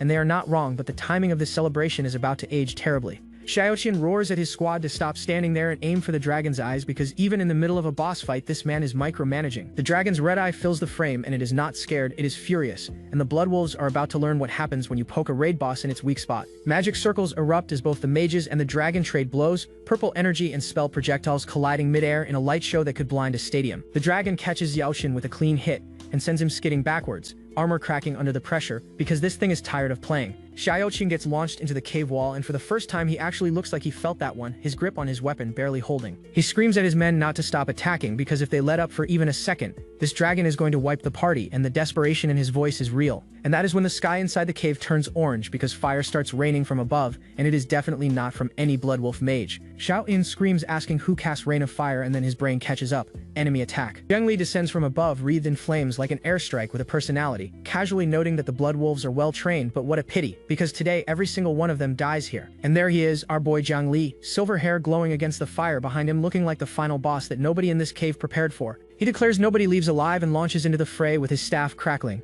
Because this lunatic timed his entrance for the exact moment the entire squad was half dead from fighting a dragon. The disrespect is immaculate. An ice lance rips through the air like a guided missile headed straight for the Bloodwolf backline. One mercenary fires an arrow at Jang Lee, and it just bounces off his light armor technique like he tried to hurt a tank with a paper airplane. This fool did not even flinch. The remaining Bloodwolves scramble to face him, screaming about how someone dared to sneak attack their group, but the fear in their voices tells you they already know they are outmatched. Zhang Zi makes a smart call and tells Xiaosin to handle the dragon while they hold off this kid, and the deputy charges Jang Lee with everything he has. Zhang Zi goes full aggression with his blade carving through the air, but Jang Lee parries every strike like he is swatting flies at a picnic. Jang Lee closes the gap and delivers a hit so clean that Zhang Zi's entire body warps from the impact, and the size difference here means nothing when the smaller guy hits like a freight train. Zhang Zhe is livid now, powering up with red energy crackling all over his body, screaming about how he is going all in because Jang Lee just embarrassed the deputy leader in front of his own men. He plants his foot and launches forward with killing intent pouring off every inch of his body. Zhang Zhe brings down his weapon, screaming die, and for 1 second it looks like he might actually land something meaningful. The strike connects and the whole cave lights up from the collision, but Jang Lee just tanks it through his barriers without budging an inch. Xiaosin sees an opening while Jang Lee is engaged and charges in with a grin, thinking he caught the kid off guard and taunting him about how he thought he was so good. He calls for everyone to surround Jang Lee because numerical advantage is the only card these losers have left to play. But the Bloodwolves trying to close in can barely keep their composure because the casting speed and raw power coming off this kid should not be physically possible for a young mage. Jang Lee stands in the middle of the chaos surrounded by beaten mercenaries and calmly tells them they do not need to know who he is. They just need to remember one thing. He is the one who will take their lives. And he says it while launching ice projectiles in every direction like a walking natural disaster. And that line delivery with those visuals might be the hardest thing we have seen from this man yet. An ice lance catches Xiaosin right in the torso, and the big man actually stumbles as his own men scream boss from behind him. Xiaosin catches an ice shard to the gauntlet, and the shock on his face is priceless because his armor just cracked from a spell that a young mage should not be able to produce. Jang Lee taunts him about being the so-called Greystone Knight famous for his defense, and the fact that he knows Yao Qian's title means this kid did his homework before showing up to delete him. Xiaosin finally puts it together. This kid knows him, broke through his defense, and is the same young mage who killed Zhao Yang and Chen Dong. The realization hits like a second punch because now this is personal. Xiaosin declares that since Jang Lee walked into his hands on his own, they are settling every grudge old and new right here right now, and he actually sounds confident, which is adorable given the scoreboard. Jang Lee matches the energy perfectly, says he planned on doing the exact same thing, and lights up a magic circle underneath his feet that turns the whole area emerald green. The ground under the Bloodwolves' feet suddenly liquefies into swamp water and they start sinking, scrambling to figure out what is happening while Xiaosin recognizes it as swamp technique. Jang Lee says it is not over yet and starts charging a lightning orb that crackles with enough voltage to light up a small city. Because this maniac layers spells like a DJ stacking beats, Xiaosin cannot believe what he is seeing and screams about how this kid is casting 2 spells simultaneously, which should not be possible, while his own man warns him the lightning ball is about to blow. Would you like to guess who is standing in electrified swamp water right now? Xiaoxian calls it fancy tricks and braces to block because his pride physically will not let him dodge a spell from someone half his rank. The lightning detonates right on top of him and his shield technique shatters like glass in a microwave because the combination of swamp water and electrical current just multiplied the damage beyond anything his defense was rated for. Zhang Zhe gets caught in the blast radius and his entire body seizes up as lightning courses through his armor, and the scream that leaves him tells you the deputy is done. Xiaoqian staggers through the lightning, muttering about how the dragon already drained him and this kid is bleeding him dry. He decides it is time for the ultimate measure because nothing else is working. He activates absolute defense and encases himself in a massive stone fortress that erupts from the ground like a mountain being born, ice and rock forming an impenetrable cocoon around his body. The stone shell seals completely and it is genuinely massive, a fortress built for one man hiding inside it while the world burns outside. Xiaosin is in there calculating that Jang Lee must have burned through most of his mana by now, and this defensive state also recovers his own stamina, so if he stalls long enough he can activate Giant Descent and end this. Smart plan from a desperate man. Jang Lee stands outside the stone prison and calls Xiaoqian a shrinking turtle, because the dignified leader of the Bloodwolf mercenary group is literally hiding inside a rock and hoping the problem goes away. But Jang Lee grins and says this skill was prepared exactly for this moment, and he activates Demon Mark from the Golden Abyss staff. Remember that weapon skill? 4 times damage on the next spell. This is why he built this loadout. He aims the staff at the stone fortress and fires a single concentrated beam of energy directly into Xiaotian's absolute defense because brute force does not matter when your spell penetration is 450 and your damage modifier is ×4. The beam pierces straight through the stone like it was cardboard, and the explosion that follows lights up the entire cavern. And that right there is the sound of the Bloodwolf mercenary corps being permanently removed from the server. Is this the coldest one-man wipe we have seen in this manhwa? Genuinely might be. Cut to a few days later back at Rose Town and the Jinlongbo Pavilion, where Lin is briefing Jang Lee on the aftermath. The Bloodwolf mercenary group was found completely wiped out in the Earth Dragon Cave. Eyewitnesses describe a mage in a black cloak, and Lin tells him he is about to be famous. Lin assures him his actual identity was not exposed, but since the Bloodwolves terrorized so many people, half the region wants to personally thank whoever deleted them. Oh, and the public gave him a nickname, Black Mage. That is his street name now, and Jang Lee stares at the newspaper like a man who just realized his anonymous rampage gave him a reputation he did not ask for. He sighs and says he hopes it will not cause him any more trouble. And Lin just laughs because they both know that is not how this works. Infamy does not come with an off switch. And right on schedule, the door swings open and 2 women walk in asking Jang Lee to team up for the professional trial competition. And I need a moment because the purple-haired one in the white outfit is devastating my ability to think clearly. She is built like the artist drew her with malicious intent, and the orange-haired one next to her claiming she was here first only makes this worse. Jang Lee is sandwiched between both of them as the orange-haired one demands to know when he met the purple-haired one, and this fool is nervously laughing while two certifiable baddies fight over who gets to partner with him. This absolute virgin has no idea what to do with this situation, and honestly neither would I. He laughs it off and says this trouble seems unavoidable. And he is right because the Black Mage just went from solo carry to the most fought over party slot in the region, and the professional trial competition has not even started yet.